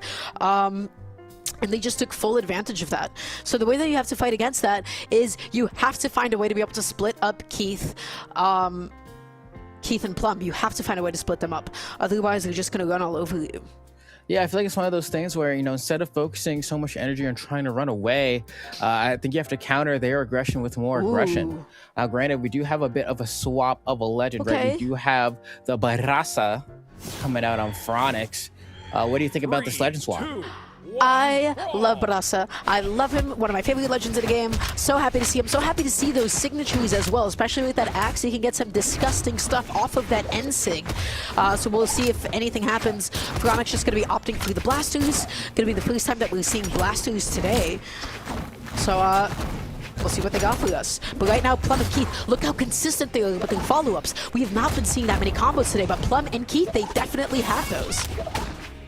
Yeah, and you can even see, like, there was a moment there where, you know, Sejaru tried to break up that combo, and it didn't really lead to much there. Might have to use more weapon throws to break up some of these.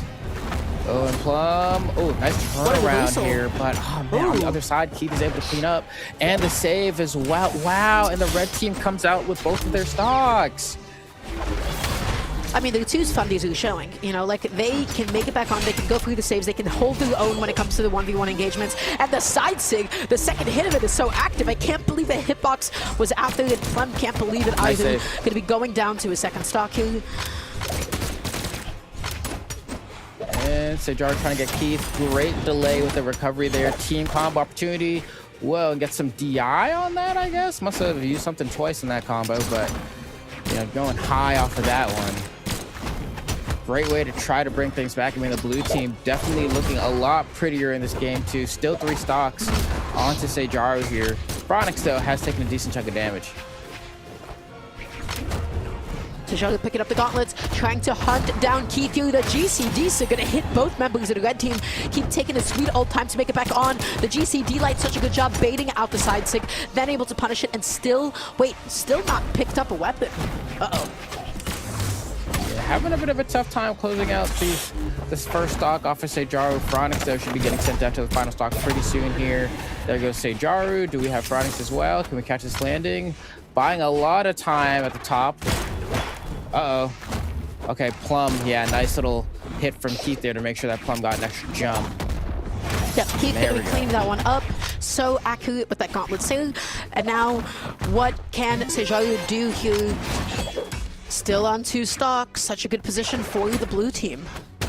If we can capitalize on a Phronix like they were in the last game, there's still a chance here for the red team to come out on top. But a lot of damage racked up on the Plum at this point is making it feel a little bit hairy in terms of the possibility of that happening.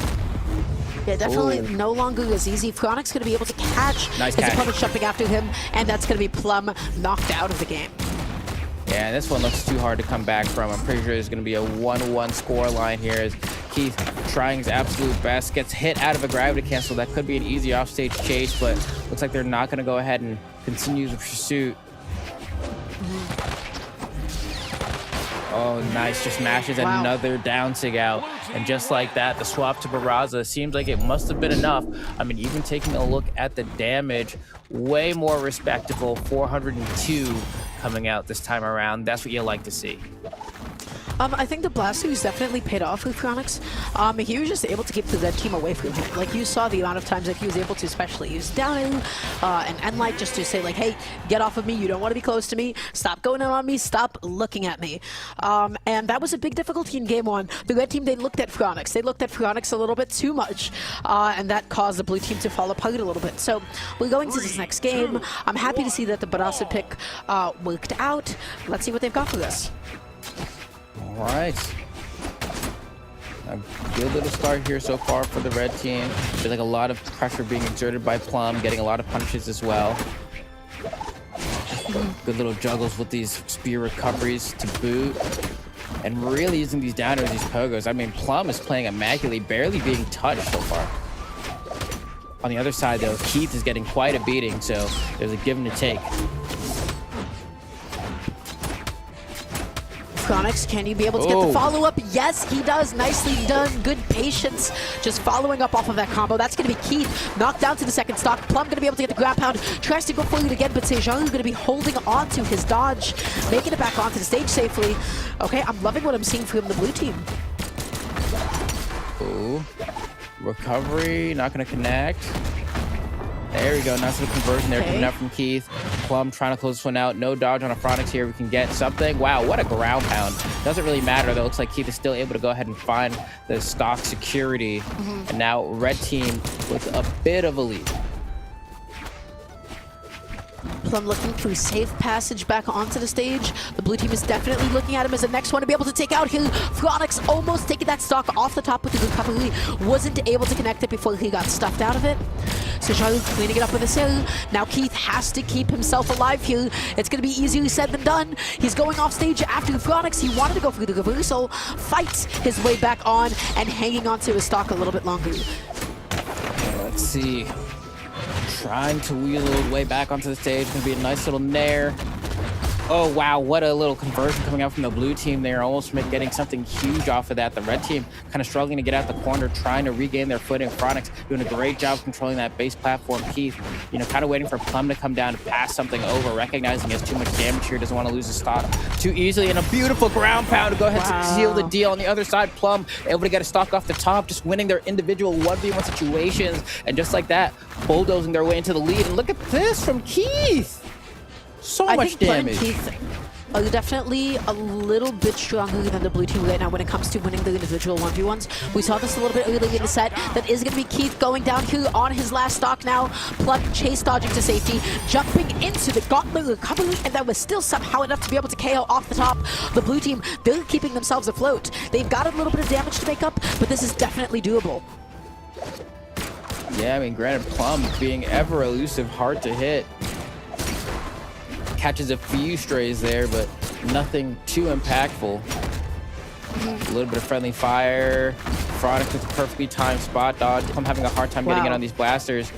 But at this point, Phronix one strong hit away from being out of lives to use. Phronix is so happy with these blasters. Plum needs help. Oh my gosh. Plum needs help. Seju's sidelighting his own teammate. That could have been a very pivotal edge guard. The GCD light somehow not going to be able to connect. Plum finding the recovery. Seju not going to be able to KO with his own. Sweat beads coming back down. Still able to land safely onto the platform. This could be anybody's game still, but the 2v1 is going to come through successfully. 2 weapon tosses. Neither of them connect. Seju touches, makes it back on, whiffs this signature. What is happening? No! Wait, okay, Plum can be able to make it back here.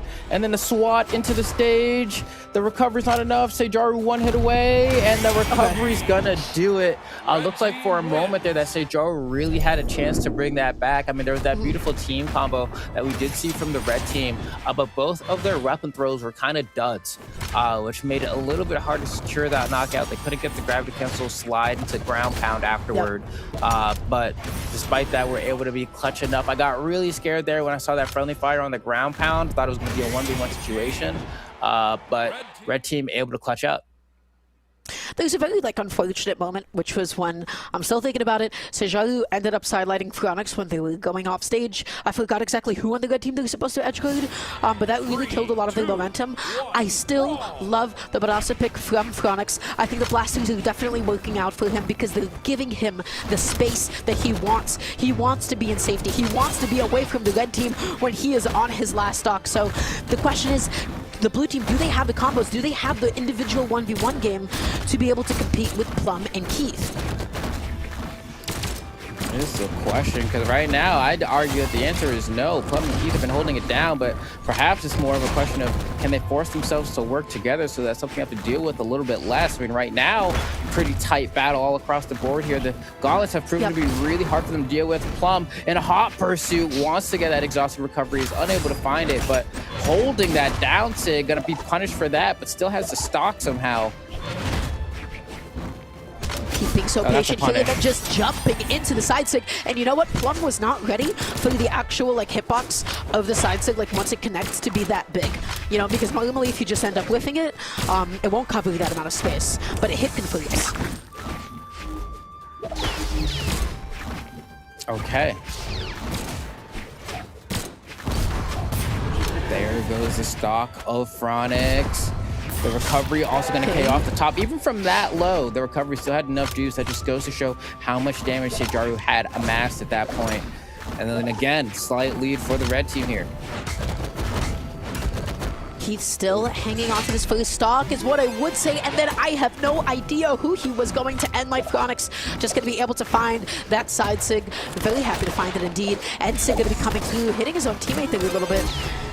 Keith landing with the recovery. Going to be keeping himself nice and safe. Sweat beads coming out. Phronix trying to get a juggle going. Yeah, Plum going to be taking a back seat here already on the final stock. Going to have to just kind of bide some time, wait and see how Keith plays it out here. Don't want to lose your stock a little bit too early. Force that 2v1 without it being a little bit closer. And we're just going to play this punish game, I guess. Ooh, but Keith is getting kind of clapped up here in the 1v1 with Sejaru, so maybe the blue team does have the chops. Nice recognition from Plum, not going through the follow-up, but instead just going through the target switch onto the other member of the blue team. Such good recognition in that position. Going to be eating that side sig. Keith is going to be off stage. Phronix looking for the next hit onto Plum. Plum playing nice and floaty. Yeah, Plum in a very hard spot here. I think this is, you really got to clutch in order to win from this position as the red team. Plum's just taken so much damage.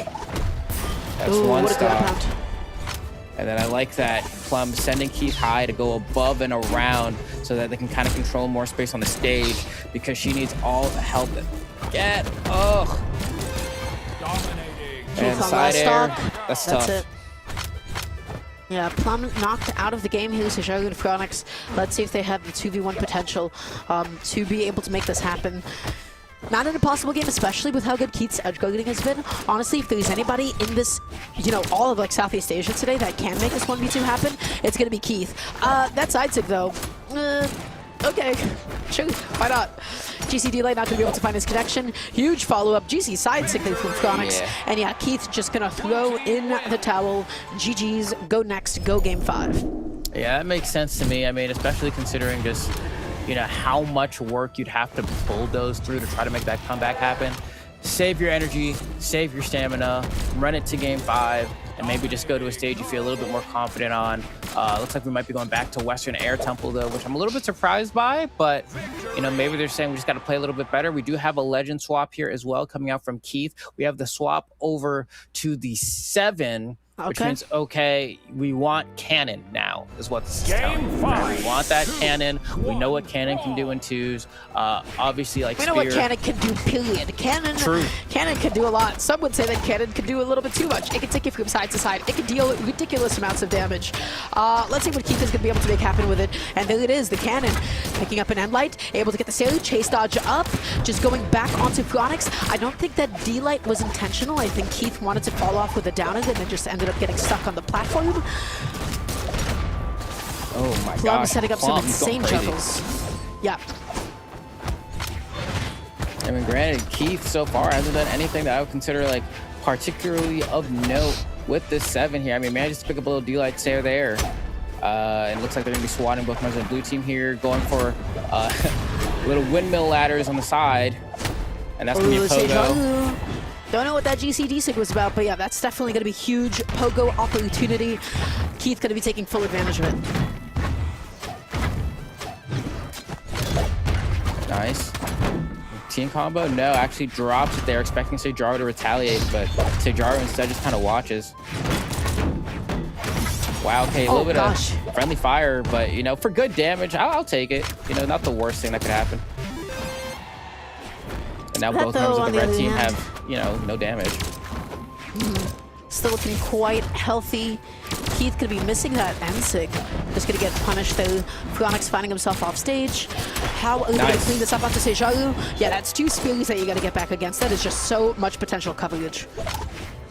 Weapon throw not gonna connect. But I mean, pretty poised to just win this tournament here. 3 stocks to burn through.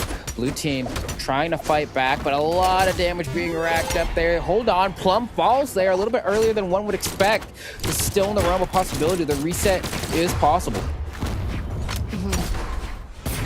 Okay. Phronix on last stock. Sejaru playing nice and floaty, waiting for his teammate to come and save him.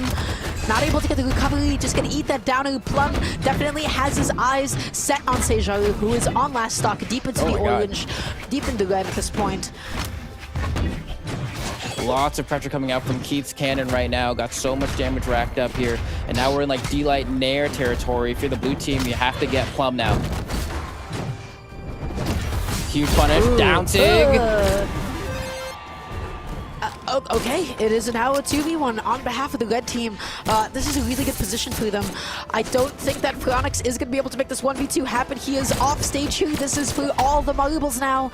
Grand Finals, Game 5. Red team is on the winner's side, so they only need this one last stop. Weapon toss. Down is going to be enough. Keith and Plum are in Southeast Asia doubles 2v2 summer champions.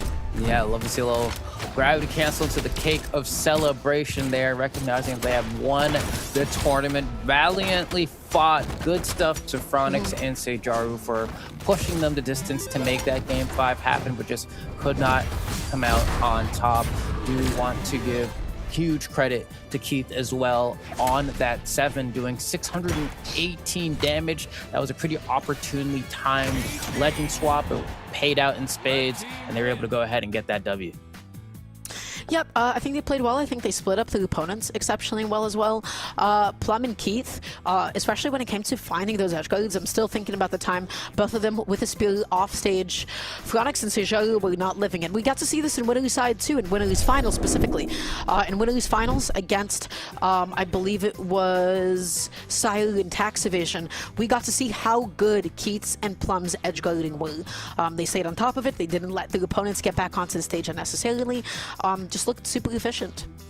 Yeah, no, I think efficient is a great word for it. They definitely, there were just so many moments where I'd call them like little sprints, if you will, of just like momentum that we were able to see on the side of just Keith and Plum, where they were just kind of able to bulldoze. Especially, I mean, there was that moment in the beginning where Plum is just like sitting there juggling like 2 members of the blue team with spear just at the top of the screen and chasing and nairing and recovering and nairing and recovering. And it's like, man, like the fact that one player is able to exhibit this much pressure really, really, really just kind of shows how powerful they were as a team.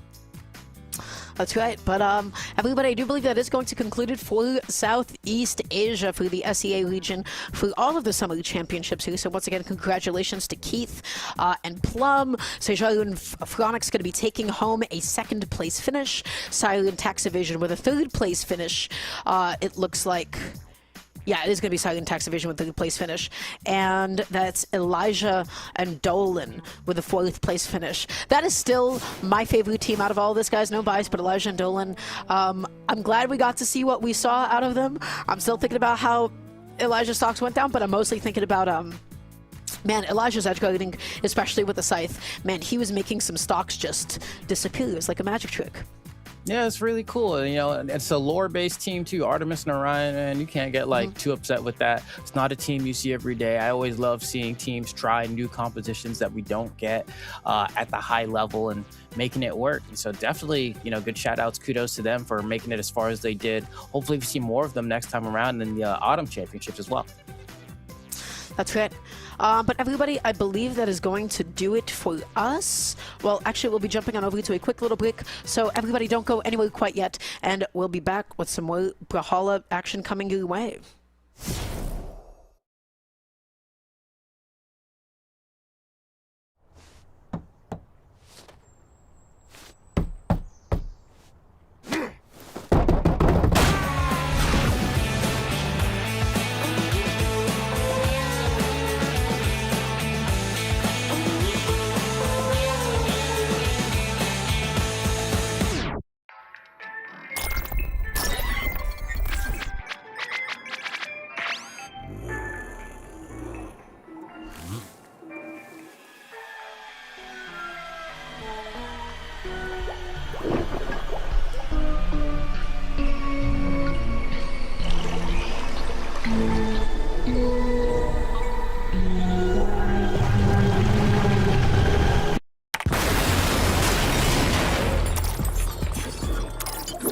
Congratulations!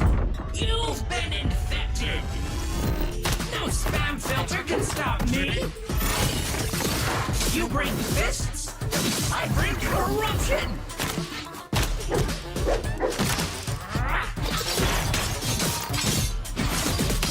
You fight like this is a tutorial! Firewall this! No antivirus can save you now!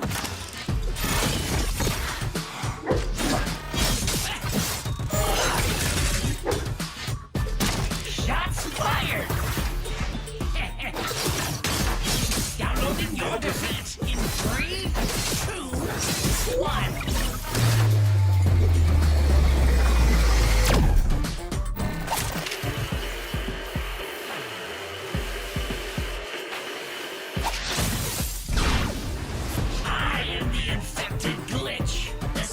Down, thanks to me. Welcome to Brawlhalla.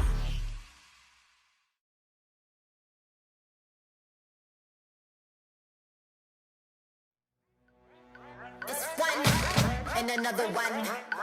Pick it up now. It's another one. Yeah, yeah, yeah, yeah. Run it, run it, run it, run it, run it, run it. Keep it on the honey. Run it, run it, run it, run it, run it, run it. It's running season, snatch the ball and we gun it. Not a mystery, we kill it like who done it. Lace your running shoes, going up the summit. Check the scoreboard, you about to plummet. MVP, you can't touch this. So close, right out of your clutches. Sipping double dutches, they call me the Duchess.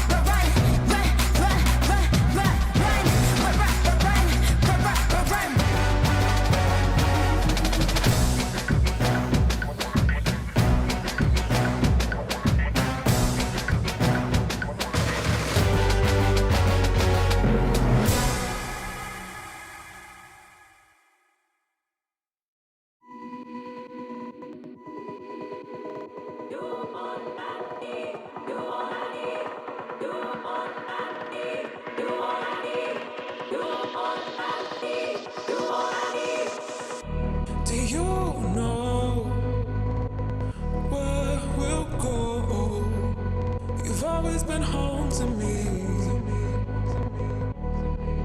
No, for what am I to do? I'm in love with you. Open your heart, you'll see. You are all I need. You are all I need. You are all I need. You are all I need. You are all I need. You are all I need. You are all I need. You are all I need.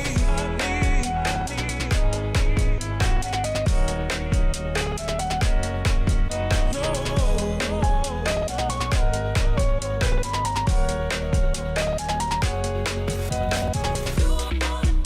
need. You've always been home to me.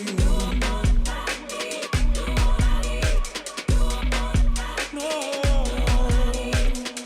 what am I to do? I'm in love with you. You've always been home to me. You are all I need.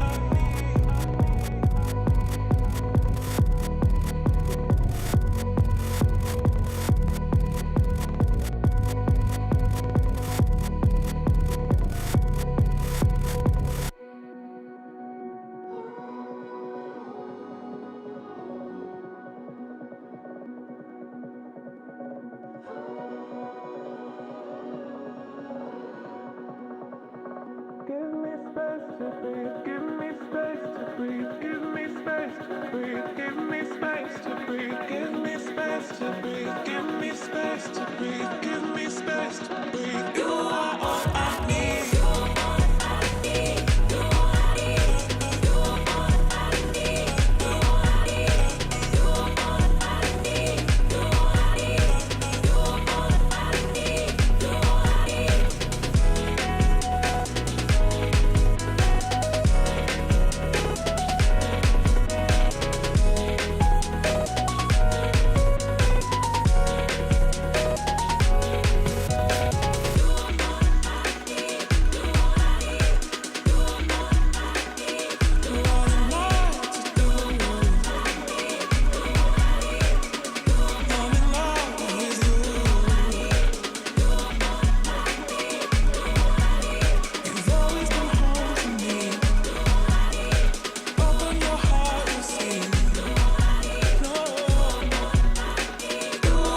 I need.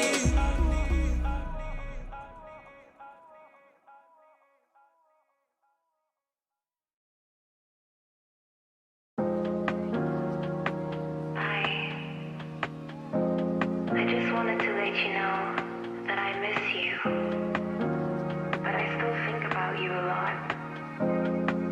Do you think about me?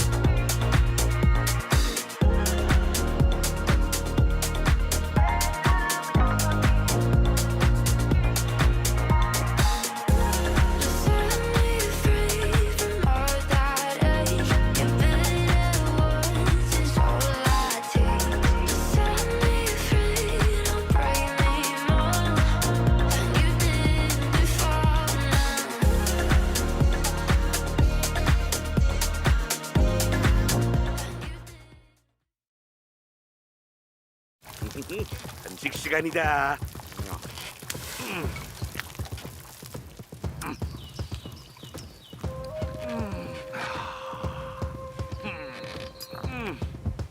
문어 좀 먹을래? 더 없어.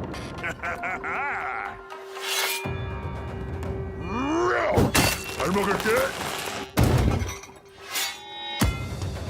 크게 불 태워보자. 배고파. 빨리 해보자고. Time to unleash the dragon. Real Powers의 맛은 바로 이거다. 디저트도 먹어. I'm working up an appetite. 밖에는 거북이, 안에는 드래곤.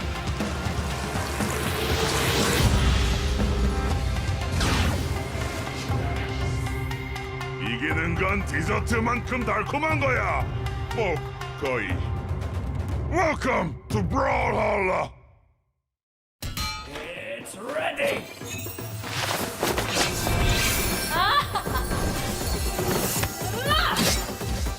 My motion is graceful, but my precision is deadly. Watch closely. My chakrams dance better than you fight. Two blades, one warrior. The odds are against you.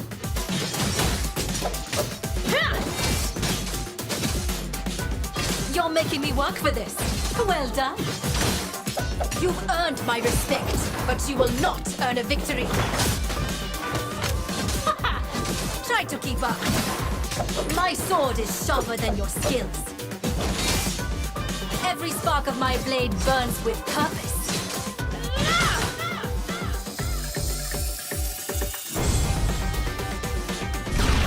My strength and grace can change the outcome of any battle. In the end, my spirit always triumphs. Welcome to Brawlhalla!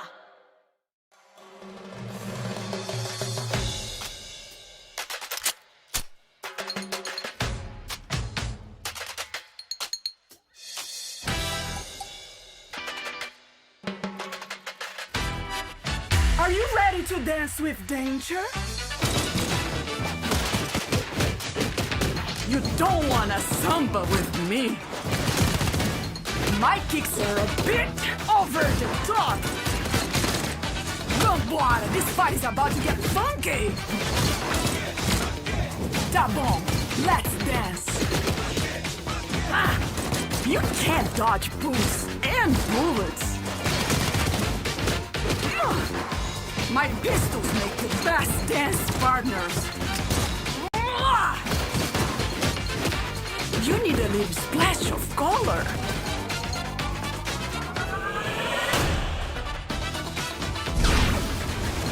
My bullets leave a lasting impression, but my dancing will take your breath away forever. Boas-vindas a Brawlhalla!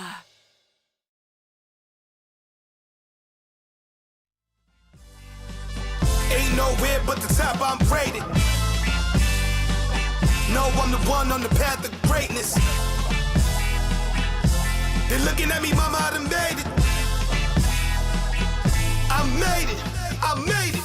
Easy to be this cool, just listen to mission, I'm on they pay. I pay attention, it's simple, don't waste my time, cause I have to. Get to the cash, the stash, I got a bag full of pain. Remember the times, I would want things gained. I'm looking to do what the heart brings. You the man, what they all sing. My name reigns in the rings of kings. I got the drive and I cause commotion. To get what I want, I supply the motion. They know it's the waves, I provide the ocean. You like it, I love it. If they tried today, wouldn't need no love. I'm like miles away from all the fakes and such. Gotta keep my head to the sky, none better than I, none dead or alive. Yeah. Ain't nowhere but the top, I'm rated. No, I'm the one on the path of greatness. They're looking at me, mama, I done made it. I made it, I made it. They don't like when you make it look easy. I'm on point, it's the path, believe me. Work hard now, you'll see it all later. Anything I put my mind to, be major. We don't give energies to a hater. If you're trying to come for me, I'll break you. It's all about the dedication. Success and the wealth, that's my destination. God got it for me, no hesitation. Counting these dollars, my meditation.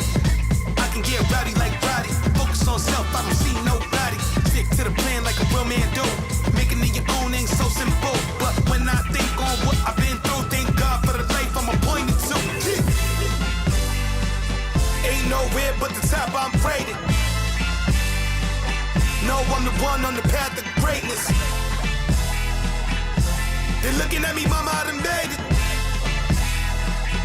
I made it, I made it.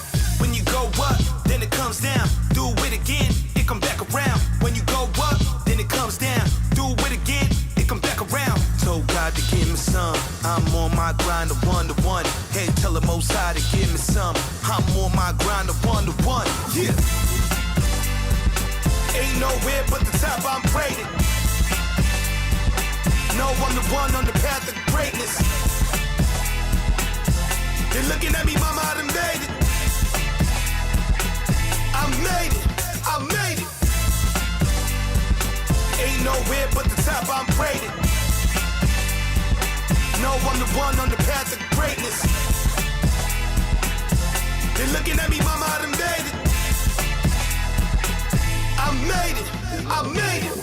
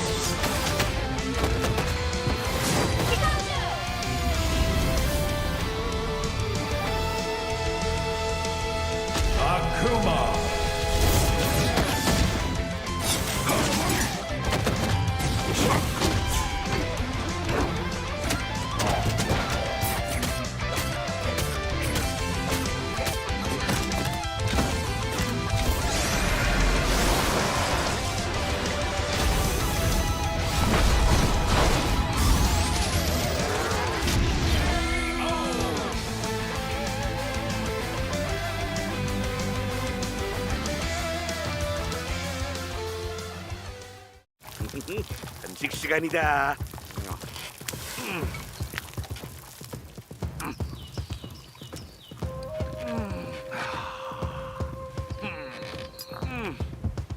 너 좀 먹을래?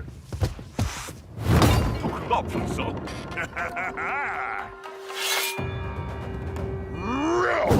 잘 먹을게. 크게 불태워보자. 배고파! 빨리 해보자고! Time to unleash the dragon! Real power의 맛은 바로 이거다!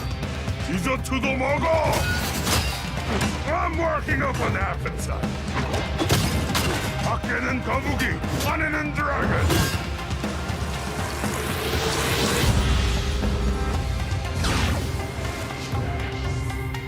이기는 건 디저트만큼 달콤한 거야. 뭐 거의. Welcome to Brawlhalla.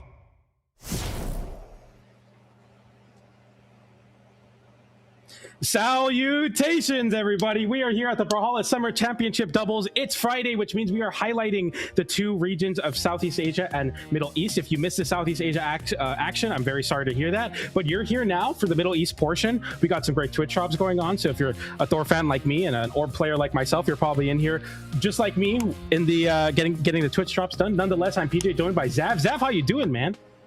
I'm doing great, PJ. I'm excited. I was watching Southeast Asia, and Keith and Plum, absolutely phenomenal, amazing, very close set too. I was like sitting in my chair, I was about to grab some popcorn, but I didn't have enough time. By the time I got it, it was already like over. But now we're here. We have Middle East. We have Fixel and Poe versus Kazumi and Marker, which I think is going to be a phenomenal set. I'm excited. Do you have any predictions? You know, I think Fixel and Poe come in here with like so much aura about them. I don't like to use that word so much. I think it'll lose its value, but they win everything. So I don't really see why they wouldn't. You see that coming in here. Poe has a 2v2 Summer Champion 2024 title, and Fixel has the 2v2 Summer Champion 2025 title, and now they're looking for 2026 because why not? It's going to be very, very exciting here. I'm excited to be here and kind of bring you this really fun match. PR 1 and 2 versus PR 4 and 5. Where's 3? Where'd 3 go?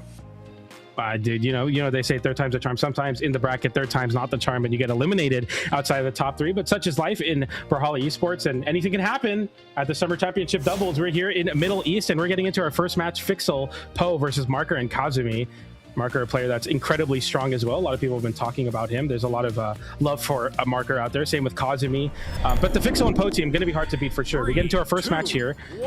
Pretty excited. Yeah, and I'm seeing we got an Ogrim once more, which that's not a pick that I haven't seen too often these days, but it seems like today we've gotten a lot of Ogrims.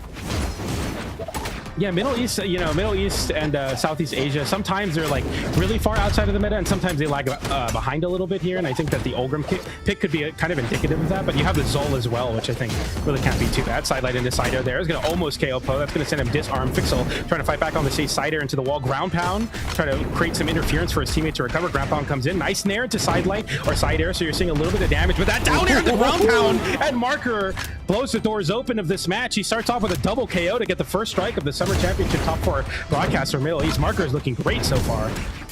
They're looking great. Very strong start from the blue team. It looks like red team has... Oh, we got a little bit of team damage there, but Kazumi's going to be able to make it back. Nice.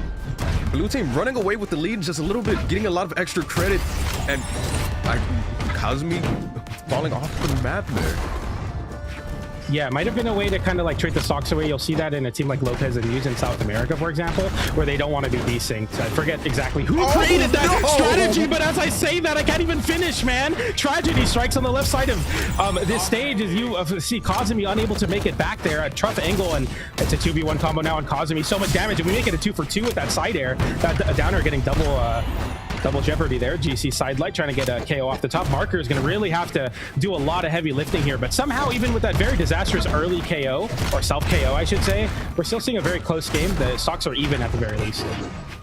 Yeah, when you have players at this level, no matter what the lead is, it can still just be taken back in a second. Marker with the ground pound, trying to go for the second one. Did it? Is that going to be enough? No, but Kazumi covering with a sidelight down there, and that's going to be enough to take those stocks. And now we got Fixel all by himself. Will he be able to bring this back? I mean, in a moment's notice, the blue team just completely flipped the script. Marker's been doing a great job recovery into Nair, trying to go for another one there, but getting a little bit too big for his britches there, just trying to go for a little bit more, but you can't really find the KO off the top without a recovery. Nice whip punish on that. No dodge, so sidelight side air will be confirmed. As I was saying, though, Kazumi really steps up to the plate there, gets gift so early on and getting put on his last, and instead of kind of like playing more docile, not really taking his chances, he goes for a big double KO opportunity as Marker closes out that stock with a down sig, and a very, very important 2 stocks there from Kazumi, completely locking the game down. Great stuff from him. Great to see he didn't give up and start playing really passively. You know, you can get in your head about it. Oh, I don't want to throw. You know, I don't want to, mess up here. But he locked in. He got it done. Yeah, I was very worried that that was going to be like a very big shift in the momentum, but it seems like Kazumi was able to keep that mental intact and just be able to close it out in the way that you would want. So, hey, props to the blue team there. Now, I'm wondering, if I'm Fixel and Poe, how do I feel about this? Because even with a mistake like that from Kazumi, the blue team was still able to just bring that back. So I wonder what adjustments they'll make this time, but it looks like we're going to a different map in game number 2. Yeah, we go to Shinganshino, which is so interesting to me because it's a complete 180 in stage length. However, it is a similar layout in the sense that it's an all flat, but I think Fixel and Poe will definitely benefit from that sidelight and this side air. Gotta be careful with how close those side blast zones can be, especially because the stages are so big. Nice convection there from Fixel as he go for a chase dodge up, trying to get a KO off the top. Fixel's been somewhat fruitless on the attempts to go off the top, especially if they're not just an immediate KO, but it's a lot of dominance from Fixel here. Hasn't been hit much till the not blasters, gauntlets online there. We'll find a KO though. Sidelight into recovery will punish Marker getting that KO. And Kazumi in the 1v1 side air immediately punishes that down sick startup, and the blue team and the red team quite even in game here so far. Kazumi in that dark red though. And yep, that side air will be enough to KO on the left side. Now we got Marker and reversing the edge guard. Nice ground pound. Are we going to get anything more? Nice! Marker's able to take that stock away from Fixel there. And now we got the 2v1 situation. Marker, nice sidelights there. Poe trying to make it back. Cosmic recovery. Crazy. Fixel went off stage versus Cannon there, and he just tried to put up some interference to get Poe back to the stage. It works out in a big way, but could have been a gamble. Ground pound into recovery attempt there from the blue team. Cosmic trying to find a KO onto Poe. D-Light there from Fixel into the side air, into the Nair, into the GC N-Sig. Recovery does not connect off the side air. D-Light into Nair will KO for Marker. Ground pound on the wall, and the 2v1 ensues here for Fixel as Fixel gets caught. And just no chance of making that one back. Just a straight out KO with raw force, and now the red team down a stock apiece. Nice. Blue team has a decent lead here, but is that ground pound going to be enough to take that stock away from Marker? No, Marker makes it back. Oh, what do we got going on the left side? We got Cosmic. Oh, that was pretty nice. Now we got an even match. Yeah, even match indeed. We're very, very close here. Side lane waiting off the end light. That's a big three-piece off of the end light from Cosmi. The ground pound comes down there. Marker has been willing to press that button. Side air there, and Poe is kind of getting nullified here. And end light will send both the red team members to the bad spot. Another end light from Marker. The down tick comes in, connects on the Poe, but Marker falls into it, causing the activation hitbox to hit his own teammate. That's going to be a drop of a KO potentially. The D light into end light. Chase dodge up. Fixel goes for the side air, but Marker avoids it. And that seems like the last ditch effort that the red team needed, as the blue team now in victory formation with these weapons. The axe on line, a big swing from Poe trying to make it happen. The ground pound comes in for Marker, and the 2v1 now both unarmed. Side Sig will come out. Nair as well. A 2v1 from Fixel. Ground pound comes in. It's a 1v1. The formats will swap. And Cosmi needs to lock this one in. The Nair will send off stage. And in a Gauntlets versus Lance matchup, this can be very scary. Ground pound doesn't connect. The end light will not KO. Ogrim, the tank, strikes again. The recovery back onto the wall. The D light, and we're just looking for a way to get a KO. The D light whiffs. Side light recovery, and Fixel locks in the 2v1 and gets the win for the red team.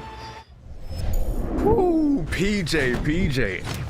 That was down to the wire. What a clutch from Fixel in the 2v1 there. I'm very shocked that went that way, if I'm being honest. Because it seems like Marker was just getting so much value out of that cannon, especially those sidelights into the stairs and all those reads.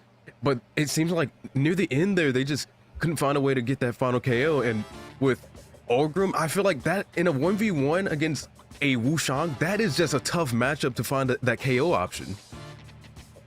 No, I definitely agree. I said it, like when you are looking at either facing double axe or cannon axe or literally any combination of Zol Ogrim, when you're in the deep red where any hit means a KO, like it's incredible that Fixel is able to find like the pocket in order to avoid every KO option that comes his way and then win the game still. Poe gets KO'd there, you're stuck in a 2v1 off stage. But I think Fixel having the gauntlets there was so important, being able to be, very, lean into your movement because you have to play very elusively, but your weapon needs to be actively or equally as nimble as you are in your movement. Gauntlet's a great way to clutch that. But Zav, I mean, did you expect that to go that way? I feel like that's crazy that Fixel won that one. I mean, I kind of saw it as soon as I saw the positioning of Fixel there. When Marker was below the stage, I was like, that's definitely a Gauntlet's ground pound. There's no way. And yeah, I mean, after that, then you get the 1v1 and like Ogrim struggled to KO in those like spots. I mean, that's just game. But game number 3, going to Small Fortress of Wolves. So we're just getting different maps each game.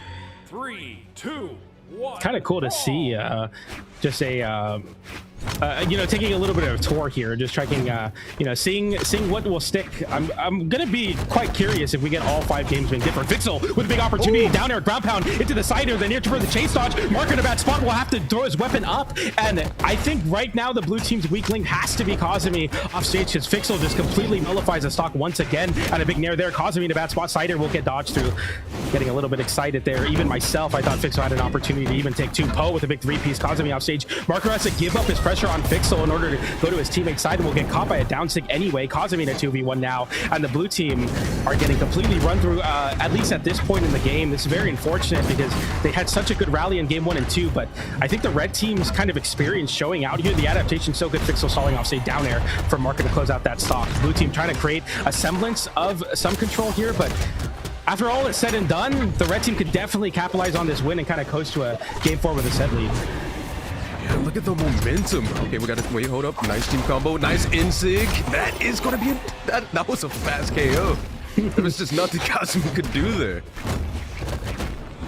Yeah, unplayable, but not in like the British commentator way where you're saying they're good. Like it's unplayable because you're not playing the game much. Kazumi just in a very unfortunate spot here as you get gimped so early on. You're in the back foot the whole time. Your teammate having to come to your side to, keep you off your last will cause a lot of opportunities to go awry because you're just not looking to be so lethal. You're not looking for opportunities. You're looking to just hold on. D-Light will come out there. Kazumi getting sent up in the air. That's going to be a big anti-air. N-Light into the down sig. The red team strike, and Marker says, let's go to game 4. Red team win. Yeah, I can't really blame them for that. I'm gonna be honest. I mean, very rough start, and then even more rough ending there. So I mean, yeah, they were starting to trade near the end, and that's not something you can do when you're down at least like 3 stocks. Like, I understand why they went next. Yeah, I mean, we've seen a lot of crazy comebacks, and what did Zoran say? 0.4% chance of coming back in that finals game. But I mean, you're no Knicks, and sometimes you have to realize that. Very, very tough spot to be in. So nonetheless, we get into game number 4 now. A set lead going to the side of the reigning champions in Fixo and Poe. We'll see if they can get it done again here. The Middle East champions so far. Marker and Kazumi really trying their best here. Game 1, a great rally. Game 2 as well. I think they did a really good job, just weren't able to close it out. And now we get into this game. It's going to be tough for sure. Yeah, I think you called it earlier, where I think a lot of the issues that I've seen from the blue team so far has been Kazumi going off stage against Fixel. Like, I've seen stocks get taken so early. No, you're right. I mean, it's a really nice way of putting, like, Kazumi needs to find himself on the stage and never go off stage versus Fixel. Fixel is his complete kryptonite right now. You more professional than I even. I gotta call it as I see it, man. Kazumi's getting cooked off stage. Recovery comes out now, and look, I mean, he's even holding on to his stock substantially more. Marker will take that loss though, and Kazumi avoiding. Nice recovery. I love this longevity of this stock, even though you're down 1. Making the red team have to work for it that much more is so important. Indeed. Marker didn't get that gravity cancel on Fixel, but both players on the red team are in red. Anything could probably KO. Oh no! Marker's gone! He gets gimped by a nair. Fixel is so lethal. And on the stage, Poe finds the KO on Kazumi, who's the stock tank here, and the roles will reverse for the blue team, but the roles staying most of the same for the red team. Fixel is on an absolute tear. Poe is the bastion of a hitbox on the stage, and they have no chance here. They have to play almost perfectly here. They have to play better than they ever have, and the red team need to play worse than they have been. And when that's the winning formula, it's a very tough one to stomach. Yeah, Marker gonna have to find a way to be aggressive, but at the same time not go for anything too risky that would just put Kazumi in a 2v1. Ooh, uh-oh. Okay, nice. So far, Marker's able to get in there between the seams and just get some damage. But they need to find some way to KO quick. They cannot trade it here. Oh, nice. Side there, just a straight up way to KO there. That was just a brute force option for Marker there, but unfortunately Kazumi will get put on his last 2v1 now. Marker, great ground pound, honestly, really like a unique option there to try to give yourself a little bit of space versus that pogo. Ground pound from Poe. Definitely wishful thinking there. I don't think Marker's gonna get hit by that anytime soon, but I mean, nonetheless, you got to make anything happen here. You're 1 game away. You're really 2 stocks away from moving on into grand finals. So far, Marker doing a great job holding on to the stock. But Kazumi off stage is able to make it back. Nice clear from Marker there. Also able to get the KO. This is closer than I was expecting. I'm glad they were able to bring it back, but are they going to be able to take this game? Will they be able to make this a game 5? Gonna have to again play so perfectly here, but Marker starting it off well with Fixo getting caught by the nair. Marker looking to hover over for this edge guard. Down air comes out but does not connect, and they're both off stage. Poe with a big down air, and that's the strike that ends the set. The down air catching Marker and Kazumi. I mean, I don't want to call it too early, but what an incredibly tall task here, as Poe is so healthy and so is Fixo. Kazumi trying to make it happen here using that soft platform. Side air comes out, side light into Wade, trying to get an option out of Fixo. Side light, Wade, side light, backdash there, but the ground pound comes in, and Fixo and Poe lock in their spot into grand finals once again. The 2024 and 2025 champ respectively moving on to grand finals with a quickness. It may have been a quick set, but the matches were anything but, like, they were still close. Which I think that it won't show in the stats, you know what I mean? It says 3-1, but it was way closer than you think, you know? But man, it seems like definitely when it came to off-stage, Fixel just absolute phenomenal. Like, I don't know what more to say about that. And Poe is just very great at building damage, finding ways to punish, and just not letting his teammate get soloed out. So great teamwork there from the red team. That's going to be able to move them up in the tourney.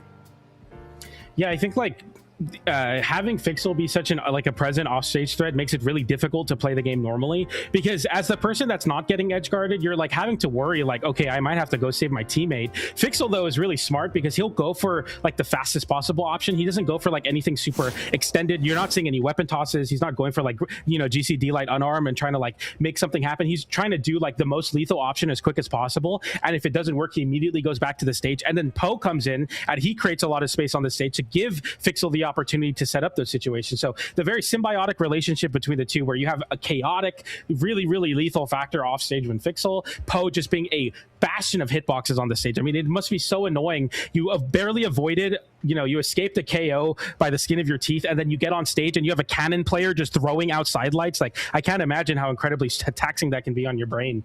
And I think it's really great to see both Fixel and Poe do a really good job. Indeed. Yeah, and with that being said, our grand finals, at least half of it has been locked in with Fixel and Poe. The 2024 and 2025 reigning champions will be sitting there in grand finals to try to get 3. But before we get into the rest of elimination side, we're going to be going to a short break. Then we'll be back with more action here at Summer Championships Middle East.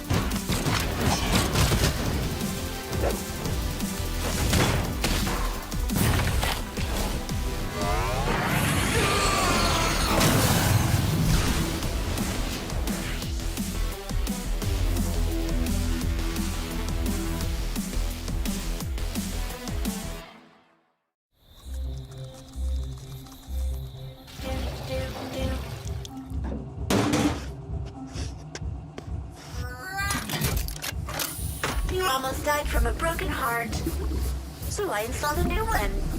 I'm also working on a moral compass.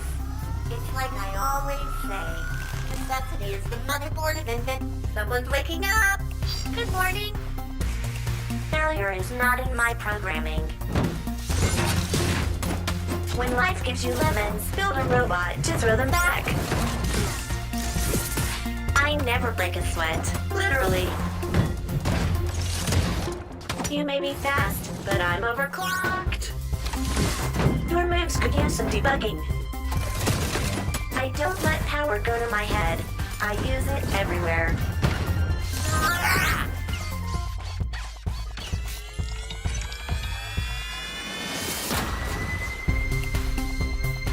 All I need is a wrench, and a plan, and a power source. Welcome to Brawlhalla.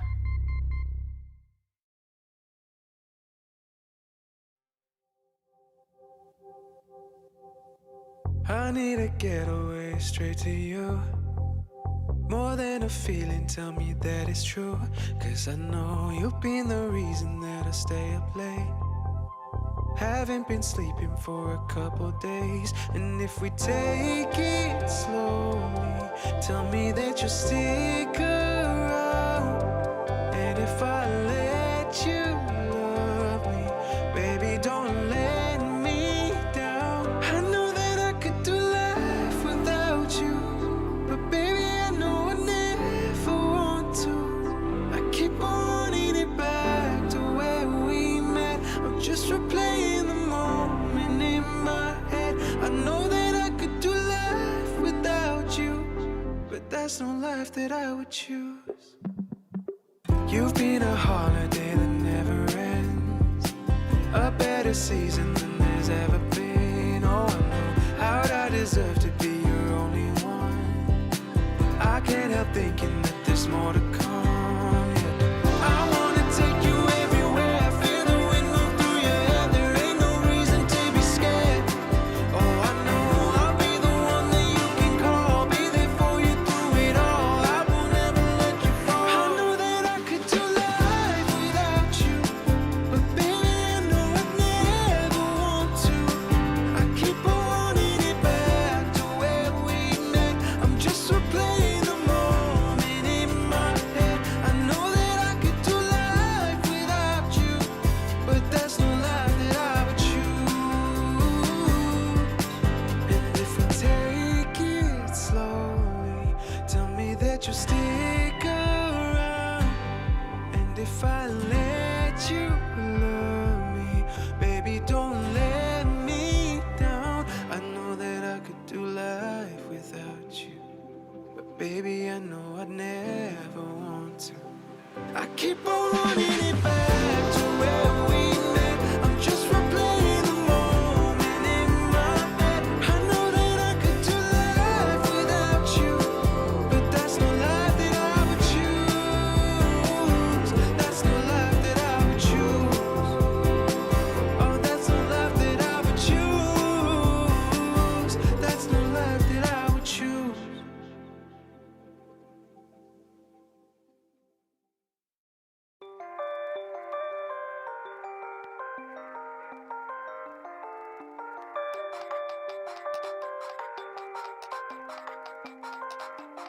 We had it all when you were by my side.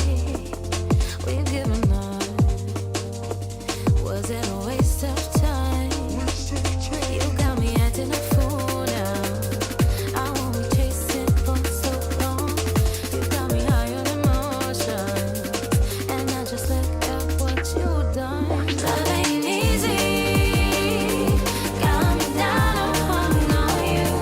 Don't you need me? I just wish you'd tell the truth. It wasn't enough. Now my heart is feeling numb, frozen up. And I gave it all for what? You got me acting a fool now. I won't be chasing for so long. You got me high on emotions, and I just look at what you've done. Love ain't easy. Got me down on you. Don't you need me? I just wish you'd tell the truth.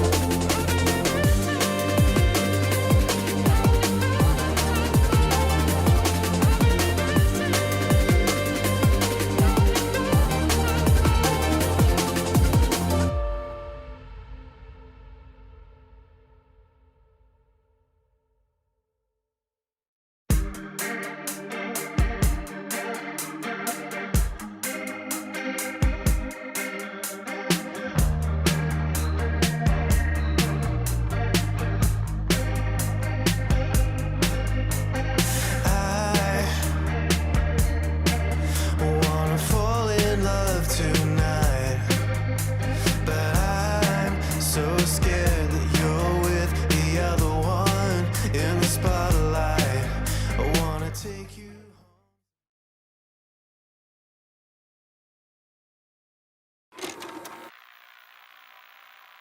Odin Actual, are you copying this?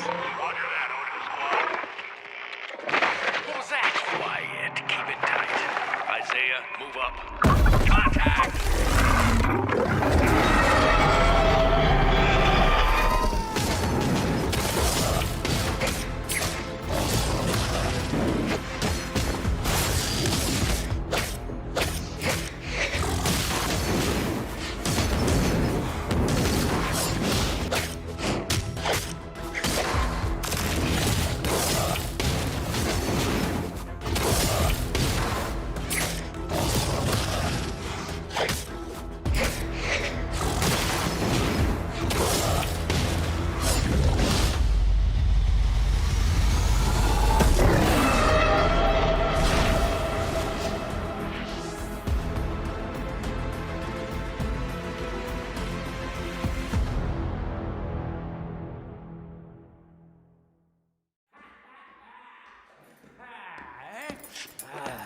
Ho ho!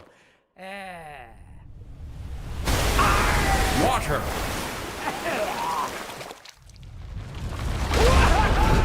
Earth! Oh! Fire! Air!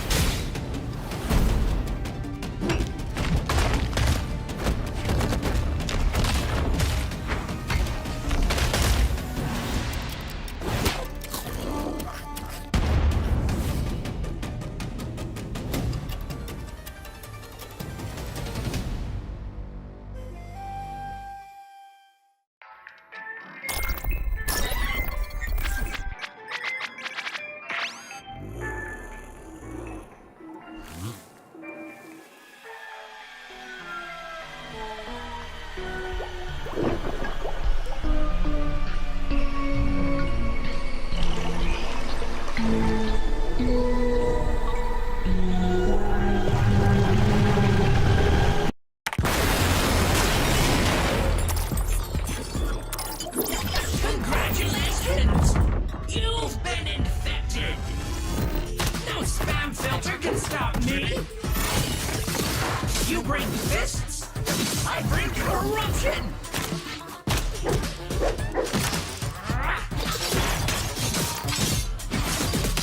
You fight like this is a tutorial! Firewall this! No antivirus can save you now!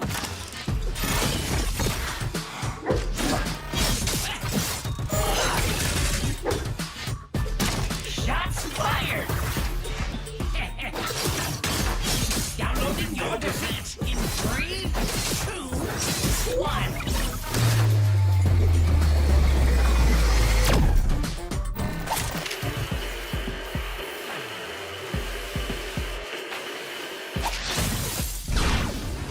I am the infected glitch. The system is down, thanks to me.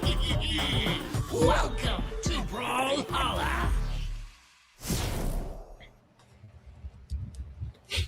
Hello, ladies and gentlemen. Welcome back to the Brawlhalla Summer Championship Doubles. I'm Zavanoya, this is PJ, and we are ready for more Brawlhalla greatness. Are you ready, PJ? Man, I was born ready. And you know who else is ready? LeBron James, bro. He's going to the Philadelphia 76ers, man. If you haven't heard the news, you heard it here first. We got all the breaking news here. I got the boss call. I was making things move. That's why we had a longer break, because they were like, we got to lock the deal in. I'm like, I got you, bro. Me and Braun will get the pen out. But nonetheless, we're here, Zav. How you feeling, man? It's great to be here. It's great to be here with you. We're in the top 4 things. Elimination side, they both went to game 5 is what I heard. So we waited a little bit longer, but I'm sure that means that this match will be very, very high quality. Yeah, we got Fox and Majestic and Yellow Flash and how do I pronounce this? Oh, let me lock in. I got you, bro. It's Comer. Comer. Okay. Yeah. Okay, Yellow Flash and Comer versus Fox and Majestic. Okay, that's gonna be a great set. Just coming off of game 5s too, so I feel like they're gonna be all like warmed up, all amped. The adrenaline's already pumping. You know what I mean? So I feel like we're going to see something magical here. I'm really happy you're bringing that enthusiasm, because there's so many times where I'm like, surely we've gotten 2 people that are coming in with game 5s and it is a disaster car wreck in the next set. Like you're like, I just watched him play the best he's ever played. He's gonna win. I'm gonna talk about him on pre-show, and they walk up to the plate and just strike out. But hey, you know what? There's no better place to strike out than the top 4 of things. You have an opportunity here to get in and really get it done here in the winners final or elimination side semifinals. We got Comer, we got Yellow Flash, one of my favorite teams. I call Yellow Flash Yellow Fever a lot on accident. I will preface this here that if I do that, I'm so sorry, but Yellow Flash, my goat. Majestic and Fox, though, coming in here PR 8 and 9, but a really good job, doing a really good job making it all the way in the bracket, getting some big upsets. Yeah, PR 9 and 8. Okay. Do you have any predictions for this one? I know who Comer and Yellow Flash are, so I'm gonna like give them credit there. And also, like, I owe Yellow Flash that because I've said his tag wrong so many times that every time he's on, I have to make like a concerted effort to get it right because I don't know why. And then, but yeah, shout out to Ensig, shout out to Sandwick. He used to run Southeast Asia. Shout out to Vilgax and the other skiff, the Canadian skiff. I used to commentate a lot of SEA brackets. Shout out to my family for putting up with that because I would cast at like 1 a.m. and you know, that was a lot of fun. But we're here in Middle East anyway, and I really like Middle East. Slow Motion used to do this a lot with bearded brawls, so I got to actually like get really familiar with a lot of these players. I don't really like go into contact with them like I do with other regions, but it's really cool to see like similar faces. And for that reason, I'm out. No, Yellowfish and or Yellow Flash, not Yellowfish, Yellow Flash and Comer. Okay, see, dude, I'm telling you, man, this is my kryptonite. It's so bad, but it's okay. This time I'll get it right. Yellowfish. Okay, Majestic and Fox. I'm familiar with Fox. I'm not too familiar with Majestic. Is that a name change, or is that just someone completely new that I'm unaware of? You know, Majestic, I think, is a player that is familiar. I'm sorry, I'm like reading his profile and I'm trying to like come up with that or try to get his stats up here. But I think Majestic is not a name change. I think that this is just a team that's doing better and better. Fox Mena is on a small big world, so must be known for sure. It's a number 2 guild in the Brawlhalla space right now. Nonetheless, we get into our map bends here. Red team striking out a lot of the stages that you expect. We go to Western Air Temple for game number 1 here. We get a home field advantage for Fox Mena on the Ong crossover, but nonetheless, we get into Ang Ong, Yellow Flash, Comer, Majestic, Fox Mena. And it looks like we're getting like a very like normal team comp from the blue team with the Wushang and the Ogrim, and we got the Sidra Tezca coming out from the red team, which I feel like Sidra has been making a lot of strides recently when it came to like 2v2. Yeah, I definitely agree with that. I think that there's a lot of like development that can be seen for sure there. And you know, as I like to say, you know, players kind of settle into their match here, and us as captains do as well. But it's been all action so far. Sidelight comes out there, and Comer will lose that stock. Yellow Flash tries to go for a big edge guard there. Sweatbeats come out. Fox making back to the stage. Recovery comes in. There's enough interference from Majestic in order to, you know, put up a hitbox so that you're not just able to get back to the stage so quickly. GCD like their big signature will come in. Will not KO, but the recovery will. Yellow Flash kind of like waited so far off stage to follow up off a potential signature, really believing in his teammate. Lands back on with a nair and disarms as well. Down stick hitting his teammate, has to charge it, and very back and forth so far. Yeah, oh, nice read with the gravity cancel into the chase dodge. But we got the neutral light coming out from Comer. That's going to be enough to take that stock away from Majestic. Blue team down a stock, but yellow. Oh wait, that was almost a nice team combo. But Yellow Flash on the sword is just getting so much. He lives though. Is that no? That was enough. The human flashbang, the bait, that was incredible. Getting the reversal on his own teammate. He baited his teammate and got the reversal ground pound. The blue team coming with the hidden, hidden technology there. Incredible stuff to really put themselves back into this game that was so important. Their big lock-in as Majestic almost gets KO'd off the top, and so does Comer as Fox tries to make something happen here. And the underdog team are coming in strides, finally falling there to the stock. But oh my goodness, what an incredible edgeguard sequence from Fox. The ground pound comes in, and he's continuing even off the respawn to do big things for the blue team. I agree. This is just a fast-paced like match so far. Both teams just not really taking their foot off the gas. Nice side air from Majestic, knocking Yellow Flash. Ooh. Okay, Majestic without a weapon goes to grab the lance. The neutral light was not enough to catch. Yellow Flash was at 3 exclamations. That could have been very bad. But ooh, huge KO coming out from Fox there. Side light, GC, and we see, yeah, chase dodge, and oh, that's going to be that KO. What are the odds here? I mean, it's not looking great. Obviously, if you can find a KO on Majestic, but easier said than done versus an Ogrim. I do like your chances, though, if you can find a way to a cannon here. It looks like the blue team aren't going to give you a chance. D6, side light, nair, waiting. That's a big drop. Recovery will come in. Yellow, Flash, still trying to make it happen here. GCD light does not connect. Big nair, Fox. An opportunity. There's the weapon toss to burn the dodge, but does not go off stage to finish the job. and that's just an incredibly dominant position. They're both under and above the platform, just kind of waiting out for Yellow Flash. A side light, no recovery, and I'm kind of getting a little bit worried here. We got to lock this game in. Down air comes out now into the recovery, and it's a 1v1 now as Yellow Flash blows open this game, picks up a weapon, and gets to work. Nair comes out there, and Fox in a 1v1 end light. Will that be enough to KO? It will not. Yellow Flash, one more chance of life. GCD light into Nair, fighting off stage, burning his dodge. A big opportunity here now as he gets into a great spot to juggle with punish on the side air. An incredible surge for Yellow Flash. GC end light, does the side light does not connect. Did that side air does ground pound comes in, does not connect. Weapon toss into the unarmed recovery. Yellow Flash makes it back to the stage. So does Fox. Both of them sweat beats. They both scramble for a weapon, and they're both now on consistent KOing weapons. A side air, a ground pound, a D-light, a recovery, anything for either of these players, and they lock in this game. Ground pound whiffs into the stage, and he gets a ground pound from off the stage onto it. Fox wins the game for the blue team. 6, count them, 1, 2, 3, 4, 5, 6 stocks for Fox. I cannot believe I'm saying that. What a win for the blue team. That is the definition of a nail biter. I was in my seat, leaning forward. I was almost inside of my monitor. That was almost the craziest clutch of all time. Ah, what a shame it ended that way, but great job for Fox and Majestic for being able to close that out. But Yellow Flash was absolutely locked near the end of that match, was almost able to clutch the 1v2. Incredible showing. I am all in on the blue team now. Fox and Majestic get it done. He baited his teammate, and in many cases, like, it doesn't feel good to do that, but like getting that double KO is like, this guy's got sauce, and he just proved that he is the person to look out for in this match. An incredible showing from Fox here at the biggest stage I think he's ever been a part of. He's gonna lock in and do such a good job there to really put the game on his back. Want to give props to Majestic. Like, I'm sure he did stuff right, but I'm just so locked in on what Fox is doing, because it's like he got 6 KOs, man. It's incredible. Yeah, absolutely dominant display from Fox. But will that be able to continue in game number 2? I guess we'll have to see. But so far, I mean, both teams pretty much even. No one quite taking the advantage just yet. As soon as I say that, oh man, if that would have called. No way. Oh, ground pound. That's an interesting option. Ooh, the recovery barely connects. Gives you a chase dodge as well, so you get a little bit of time. End light into end sig, classic. A lot more calm than what we saw in the last game. Even that being said, I feel like there hasn't been more than 3 seconds where someone's not getting hit. As I say that, the T-Sig will trade out at a ground pound. We'll get whiff punish, and a downer comes out too.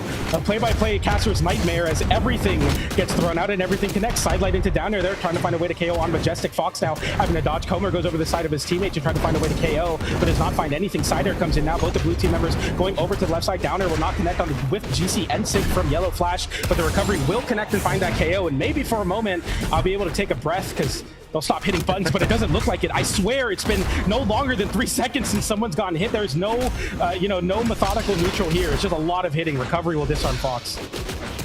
They're just super aggressive. Just so many attacks being thrown out and a lot of attacks being hit.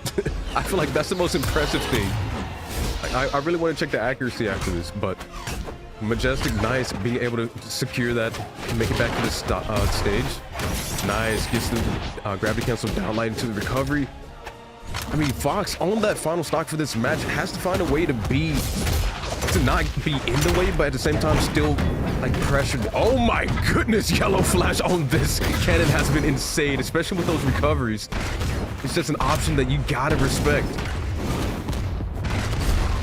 Side will connect into. How is Yellow Flash getting away with murder? What are we doing there? Down here, he's just flying at the bottom of the lower 45 of the stage. He's throwing out these random moves and it's working. And that's exactly what I expected from Yellow Flash and Comer. But what did I just witness? I hope we get that on a replay, but I need the context of it leading up to it, because what am I watching? He's just spamming Nair and Downer off stage and he's stalling and it's working. An incredible showing there from the red team as they completely flip the script and they win that game with a 4 stock. Yeah, how long was Yellow Flash off stage, I wonder? Because every time I looked over there, he was just over there doing Nair and Downer and recovery. Let's go, dude. That's awesome. And then Cobra's just like, I mean, I guess, like, I just end light there, you know, I'll find a way to connect off that. What an incredibly fun set here. A completely different fun for sure. You had a game one where Fox is able to clutch up in a 2v1, get 6-stock win. Now the red team just put on an exhibition there. That's 4 stocks for the red team of a lead. And we go into game number 3 now with really no semblance of any normalcy in this set. They're just hitting each other. Who knows who will win this one? Yeah, talking about hitting each other. I looked at the stats. Yellow Flash threw out 68 attacks alone, just from the light attacks. And Comer did not miss any attacks, basically, with a 58% accuracy. Like, that's insane to me. Yeah, 58% accuracy and swinging that much, incredible. Like, you can't win games like that if that's your opponent's stat line. It's not possible. Nice end light into the end sig there, and even the weapon toss comes in, but doesn't interrupt it in time. Ground pound coming out, side sig. Why are we jumping into that side sig? I'm not sure, but Cobra tries to save, but he can't make it back either. The Nair gets called out, and a double KO for Fox. And I'd like to remind you that every stock the blue team's taken, I think it's been Fox so far, out of 3 games now. Incredible showing. Yeah, I'd like to look back at that, but also, I just noticed we got a legend swap coming out from Majestic. Oh, what a catch with the downlight recovery on the sword from Yellow Flash. Insane. But yeah, we got a Teros on the stage now. Oh, is that going to be enough, though? I mean, I don't know if the last ditch effort swap to Teros is a real thing anymore, especially with like the way Dex has changed and whatnot. But I mean, whatever, right? Like, if you're hitting everything, you might as well go for it. Nice snare off the top from Yellow Flash. We'll find a very early KO, not a very early KO, but a very strong and confident one off the top there. D-light, side air, waiting, going for another stomp the wrong direction. Another down light comes out as well. Side light, end light, side air, end light, like down air on somehow connecting off of that. Being off stage still, Yellow Flash still finding opportunities to get things going. And it's just everyone's getting hit by everything all the time. There's no moment to like even stop and think. I'm sure they're just completely on autopilot. And I'm not saying that in a bad way, but when the games are this fast, the only thing you can rely on is your instinct. Instinct to anti-air there. Fox, again, getting another stock. All the stocks of the blue team. Finally, Majestic will get a stock there and break that streak. But in a way, that's very beneficial for the blue team as they're now down to a last stock and they equalize versus the red team as well. Ooh, nice weapon throw. That's going to be enough to take that stock. Now we got a 2v1 situation for Majestic. This is going to be a tough hole to climb out from.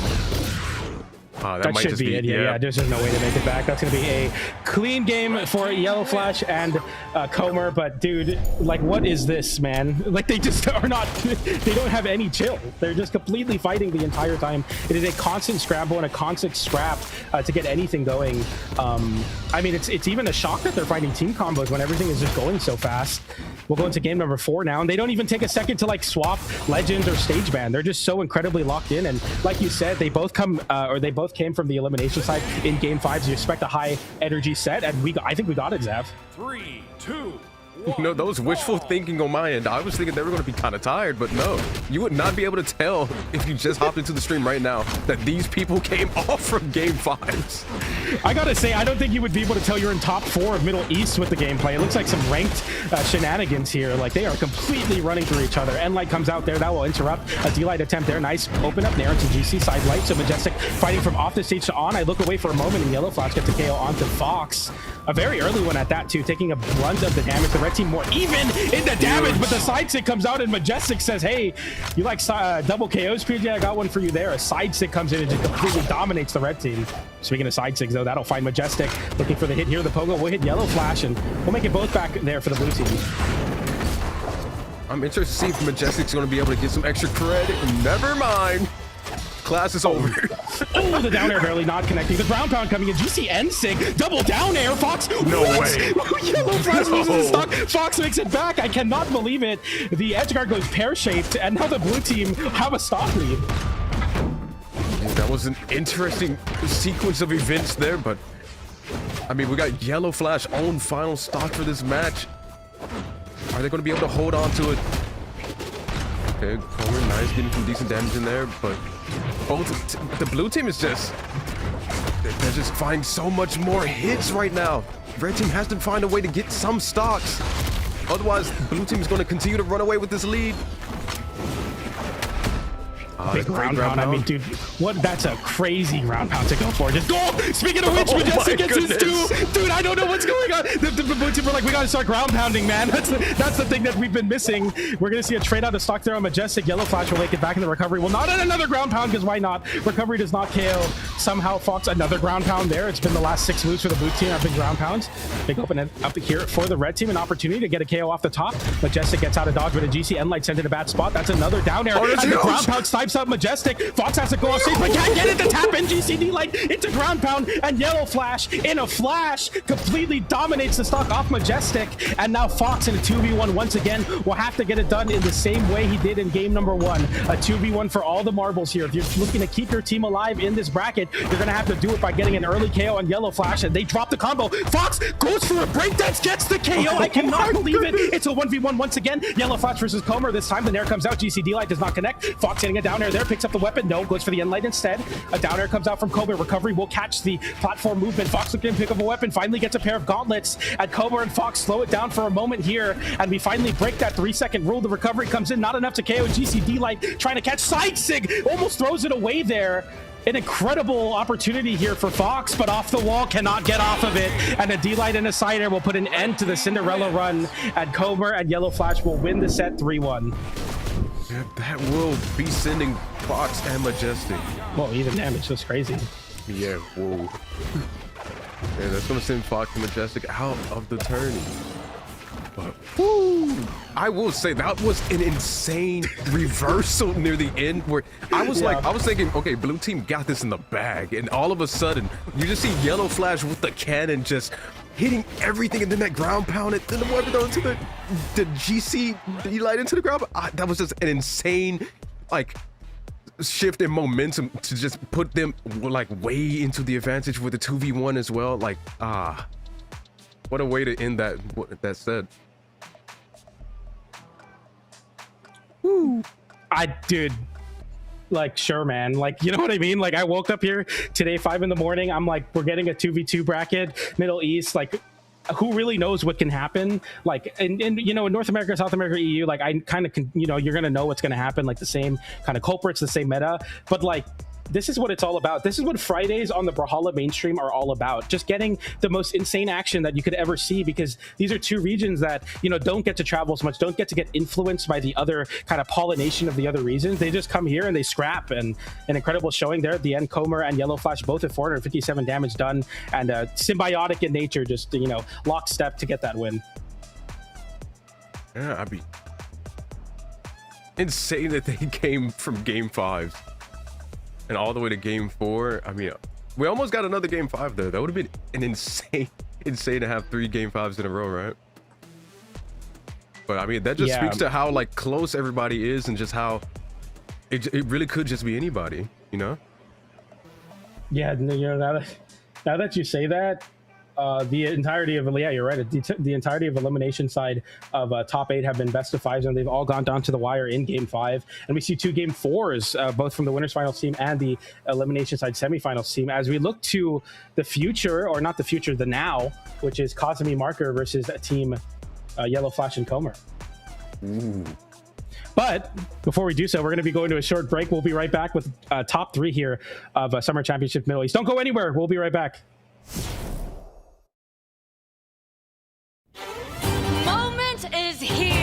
The time is finally now. Hundreds of competitors from all over the globe seek to stake their claim as the best in the world. Now the barrage, the spear play. Working out for him. He lifts it up with the help of Balloon Boy, because at the end of the day, they're still homies.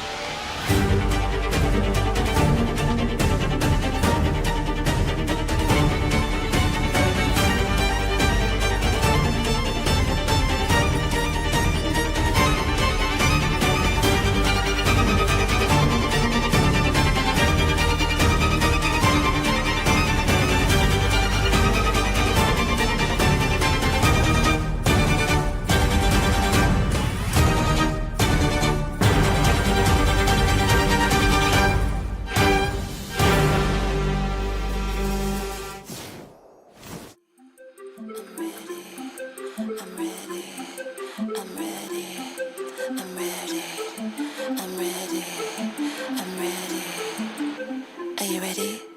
Guess you thought that I'd be wiped out. Sat alone with the lights out. Crying every night for you. Breaking myself into two. Guess you thought that I'd be on my knees. Put up a fight, working on my plea. Trying to get back to you. Guess you didn't have a clue. I've been watching you from afar. Test my patience, play with my heart. I've connected all of the dots. I'm already gone. I've been ready, waiting for the fall. Got there early. I've been ready, ready all along. Are you ready? I'm ready. I've been ready, waiting for the fall. Got there early. I've been ready, ready all along. Are you ready? I'm ready.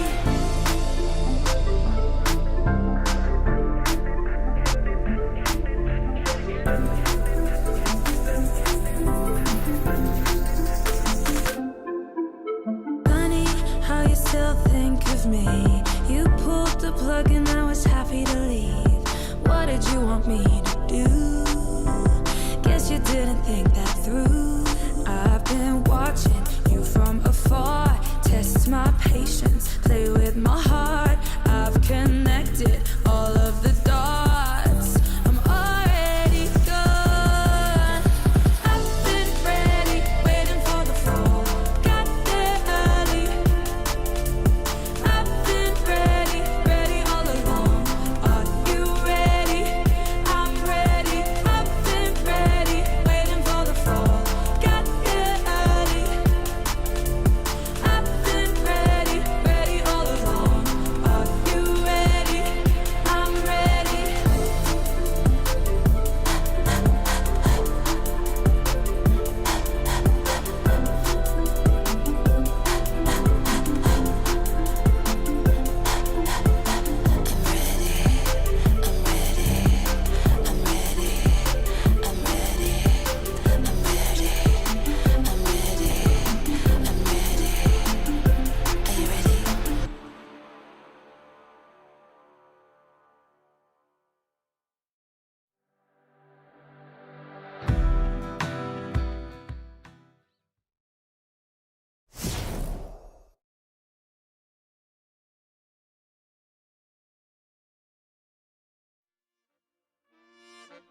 Sure, I got it.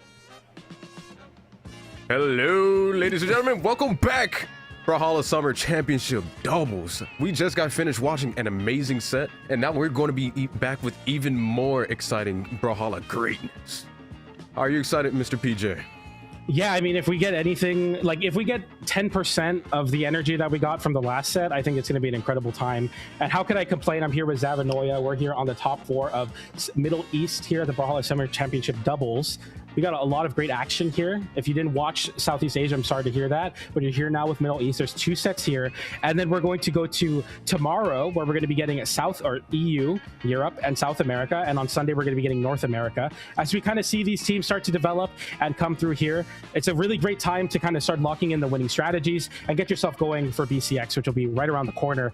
I always think like, oh wow, BCX is like so far away, like I can't wait for it to happen again. As soon as BCX ends, I'm ready for the next one. But really, it does sneak up on you, and we're getting closer and closer to that. We got the Summer Championships here, we got Autumns, and then we're back, baby. We're back at the World Championships. We're here, though, right now, in the top 3 of things in the elimination side. We got Kazumi and Marker versus Yellow Flash and Comer.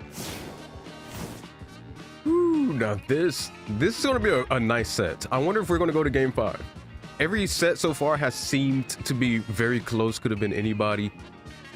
But I don't know, when it came to like Kazumi and Marker on the winner's side earlier, they were actually pretty good, but it seems like when it comes to the offstage, Kazumi was kind of struggling a little bit against Fixel there, but I wonder if we're going to see that issue in this matchup against Yellow Flash and Comer. Now, Yellow Flash, we saw offstage with that cannon, is absolutely a menace. So who knows what could happen offstage?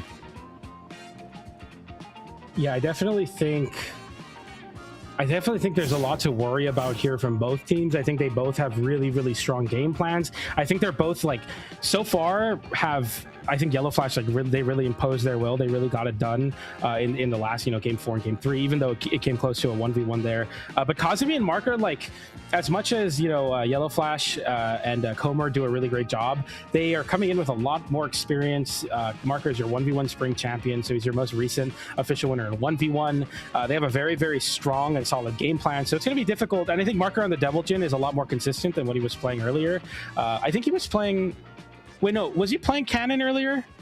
I feel like he was playing Cannon, yeah. I think it was Zol. He was playing Zol. Yeah, he was playing Zol. I much prefer the Devil Jin here. I think the Zol, like, Zol is cool, but like I much prefer this here. So pretty excited. We'll see how Yellow Flash and Comer like step up to the plate, because in all intents and purposes, like, this is them stepping up to the plate versus a really strong opponent. I wonder why we're going back to the Devil Jin though. Do you think it's because of the Cannon Ditto and Marker kind of wants to avoid that? Could be. It could be a Cannon Ditto thing. It could be the signature kit with Olgrim being a little bit better at following up in a much faster way. I think Zol doesn't have signatures that are like fast acting, right? You think about like Zol signatures, they take a little bit of time to like set up into. You don't have anything snappy. Like when I think of snappy, I think of like, like a side stick that just comes out and gets a KO done. And I think versus a team like Yellow Flash and Comer, a team that's like really close together, it's very important that when you have the opportunity to like get the damage out, you have to do it quickly. You have to do it in a way where you're not getting reversaled. So I think Devil Jin Olgrim is a great adaptation to that. Yeah, I think the only thing I'd be concerned about maybe would be the Olgrim getting KOs, but maybe I feel like depending on how the match like paces, that probably wouldn't even be an issue, because Olgrim's usually more of the setup guy, So I mean, as long as he's able to get those nice setups, get some nice combo starters going, I feel like Marker could very well just like capitalize on that, especially with like this. Oh wait, actually, Marker not using taking a one out of strength from the Devil Jin, so I think that's going to be interesting into this matchup. I'm gonna be honest. Opting for a speed stance.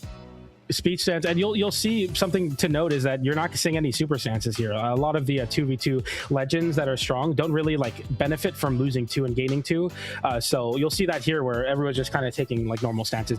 Or dexterity stance on Kazumi necessary. You need to have at least 4 dex. Having 3 dex feels completely terrible right now. It's very, very punishing. And then you'll see Wushang in the strength to lose 1 dex. You're very even though in the stats, all things considered. Very good call out though, Zav. Definitely very interesting to take a speed here. We'll see if it matters. Maybe it will, maybe it won't. Hard to say, really. But for now, we get into Small Fortunes and Wolves for game number 1 of Elimination Side Finals. Oh, that's a huge start. Already putting yellow. Oh my goodness! Dude, Marker is here. Marker on the Devil Jin gets an incredible open up. The 2v1 combo with 3 signatures. And okay, well, Kazumi brings us back to earth a little bit there. An unfortunate early KO, and the blue team now with an opportunity. Marker fighting in a 2v1 offstage. Kazumi goes for the down air there.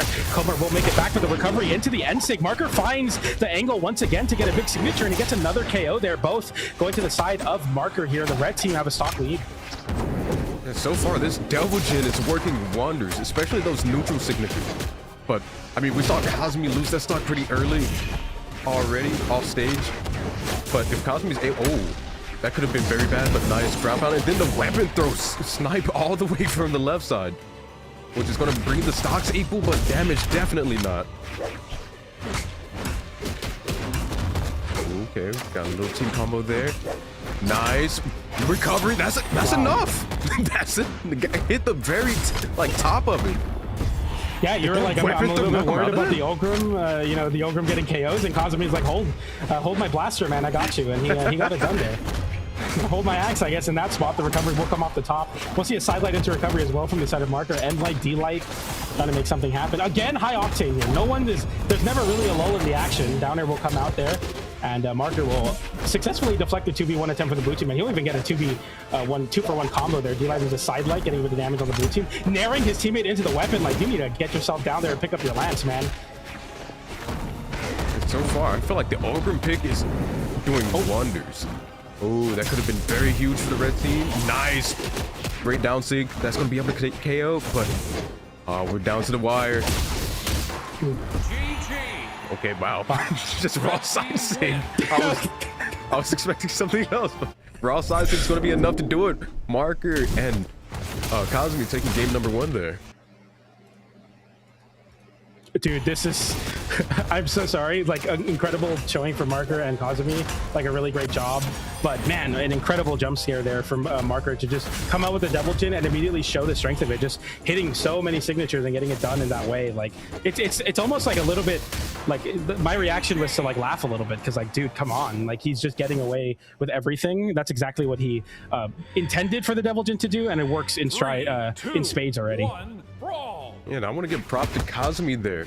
I feel like when you play Ogrum in this meta at this moment, that is exactly how you play it. Like, you're still a threat, you're something people got to worry about, and when your teammate's such an offensive threat like that, you're just able to build so much damage because they're trying to avoid the other guy. Pogo, Nair, side air, another Pogo comes in from Yellow Flash as he tries to get a big offensive going. Recovery from Comer there is going to disarm Marker, but Marker will pick up a weapon, looking for the scoop. Oh, the double dunk! He gets both of them in, and Comer can't make it back either. He'll get a down air to trade out the stock there. Marker getting a little bit too worried about trying to close that one out, but honestly, we'll take a 2-for-1 there. Like, Pot of Greed, you're up in a card advantage, at least there for a moment, and like into the side stick will come out as well. And Marker, his bow's been really good off stage as well. The red team just, I think, off the back of Marker's offensive game off stage has been looking so unstoppable. Almost was able to catch that pass coming back from Kazumi.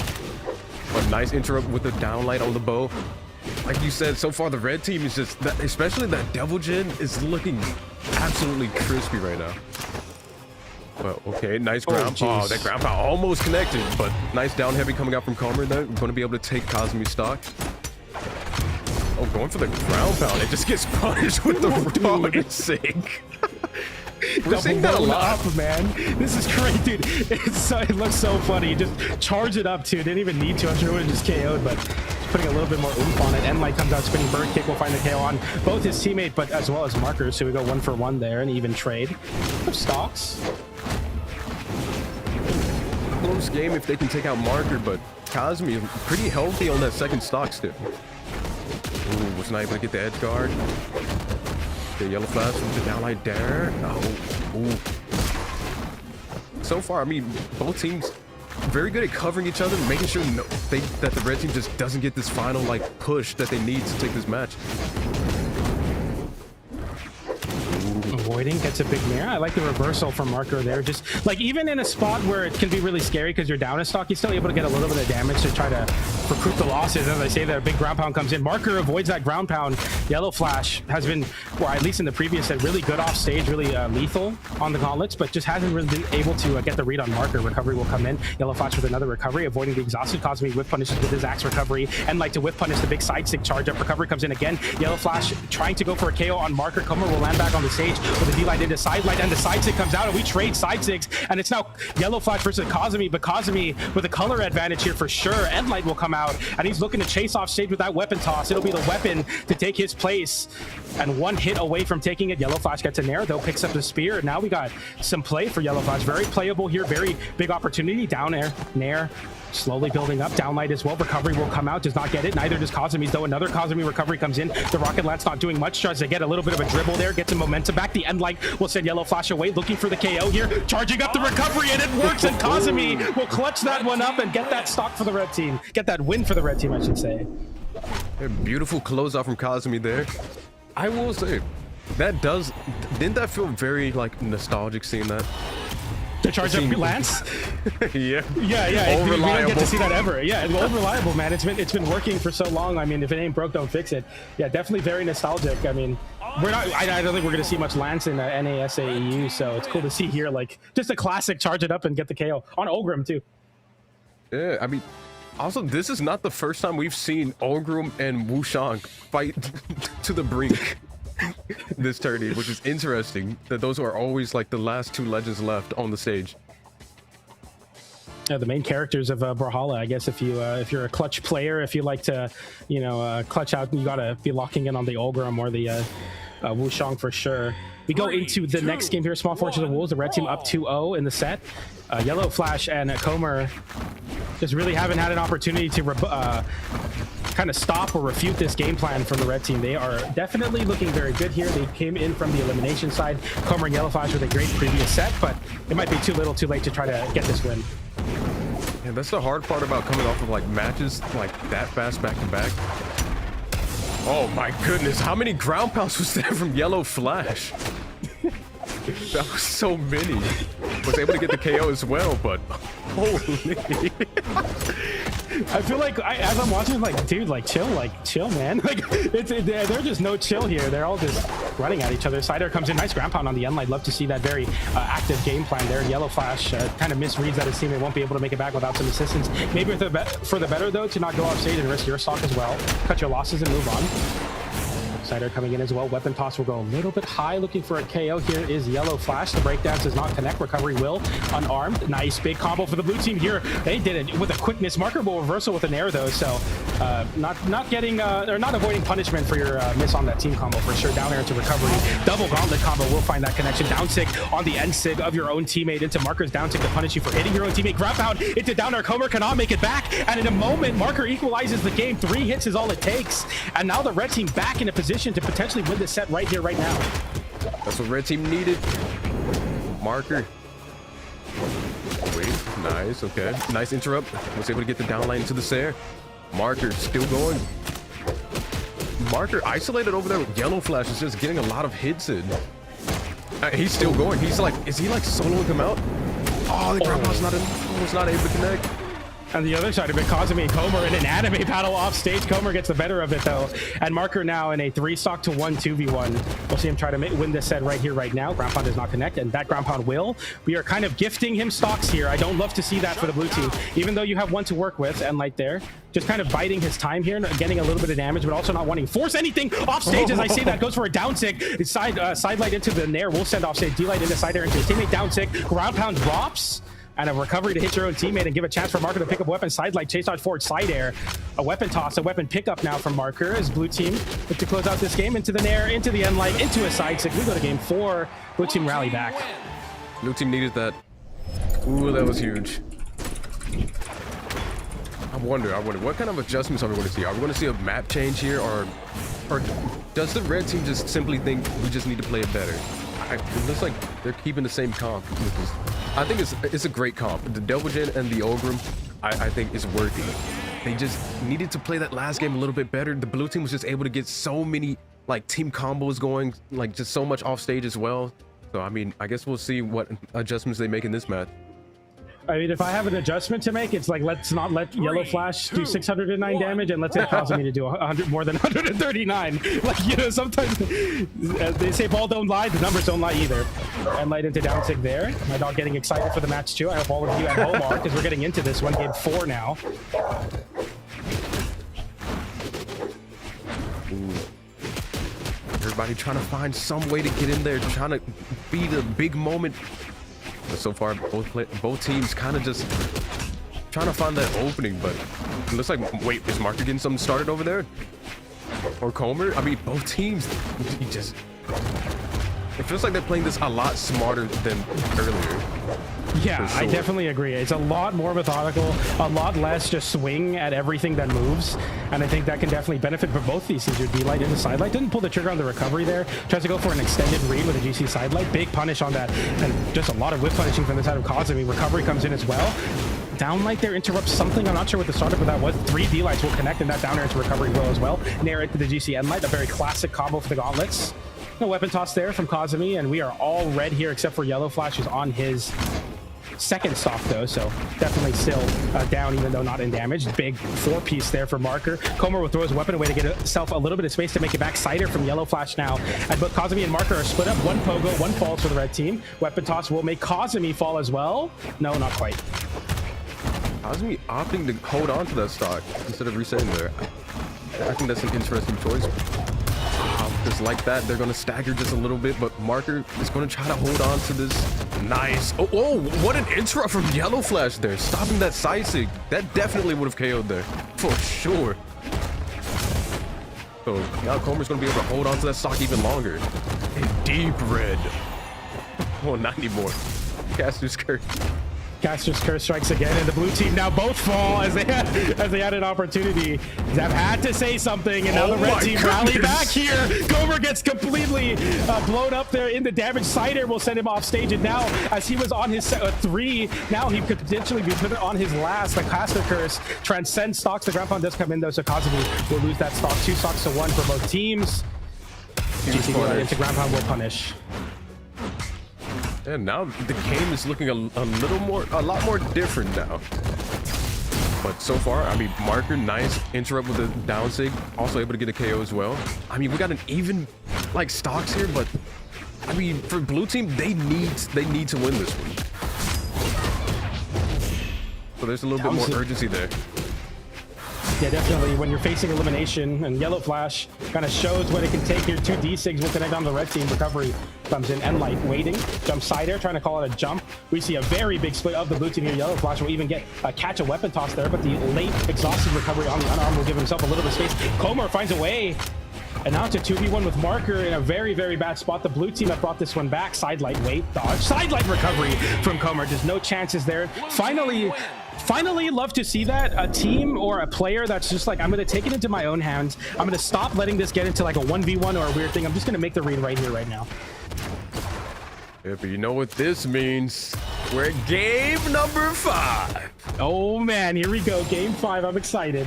It's going to be I think this will be a very close one. You called it, man. You were right. Gotta give it up.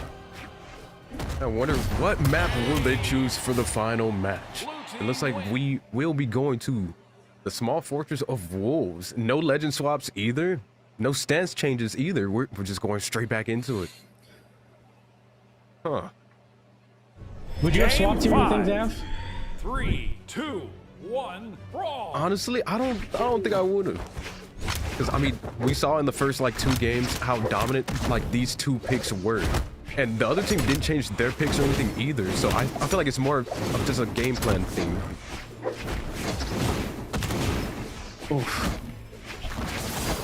Every time I see someone get hit with 3 land snares, I'm like, dude, that's not good. Like, that's an easy way to start getting yourself into the deeper and deeper oranges. Downer coming out as well. Marker with an N6 trying to get an anti-air there. A lot of movement here back and forth between both blue and red as they take a lot of control here on the center of the stage, trying to make things happen. Recovery will disarm Marker in the process. Comer going for a big signature into the corner, doesn't fight it. Ground pounds come out from both the blue team members. Marker smells blood in the water, goes immediately over to that part of the stage and looking for a downer. Sidelight wait. Pogo comes in as well. Marker jumping away, using that soft platform downer as well. Big signature. Is that going to KO? No. Somehow both the red team members get hit by respective signatures. Neither of them get KO'd. Oh, Comer. Nice. Comer with the ground pound there. Marker reversals it though.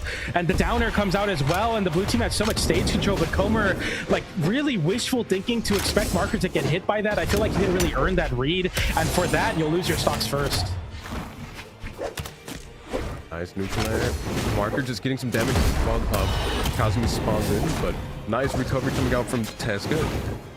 I mean, I'm trying to think. I mean, I feel like when it comes to this match, I think both teams are doing a great job playing close to each other and just like interrupting. But I feel like the red team is just slightly doing it better so far at this moment. Nice recovery from Marker. Yeah, and that's going to find a stock on Comer. Very, very poor timed. Obviously, you know, shocker, you don't ever want to lose a stock, but I mean, it's very important, like, when you do, it's not in a spot like this where, you know, your teammate is slowly building up the damage as well, and now you can't really be that oppressive, you know, offstage threat because you're so worried if you get it KO'd here, it's very, very bad.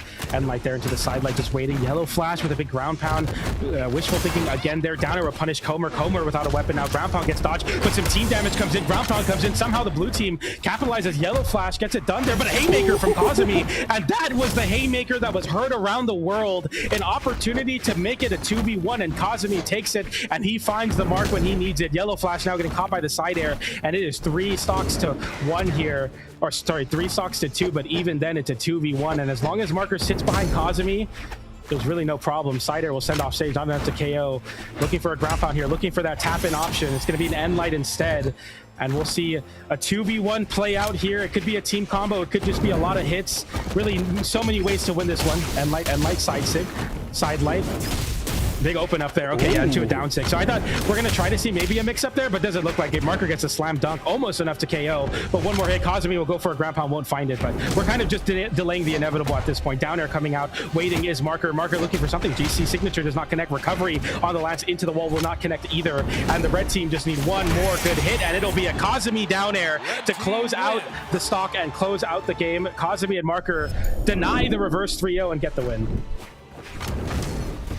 It felt like that match, Comer was just finding like it very hard to get in there. Really wasn't able to really do as much like damage or like I don't know. I mean, Kazumi and Marker were just very dominant, especially near the end of that match where they really started to like take off with it a lot.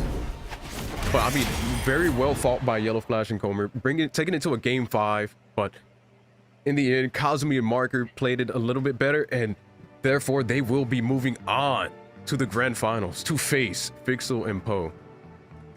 Yeah, we'll see an immediate run back of seed number 1 and 2. We saw this in the winners final side.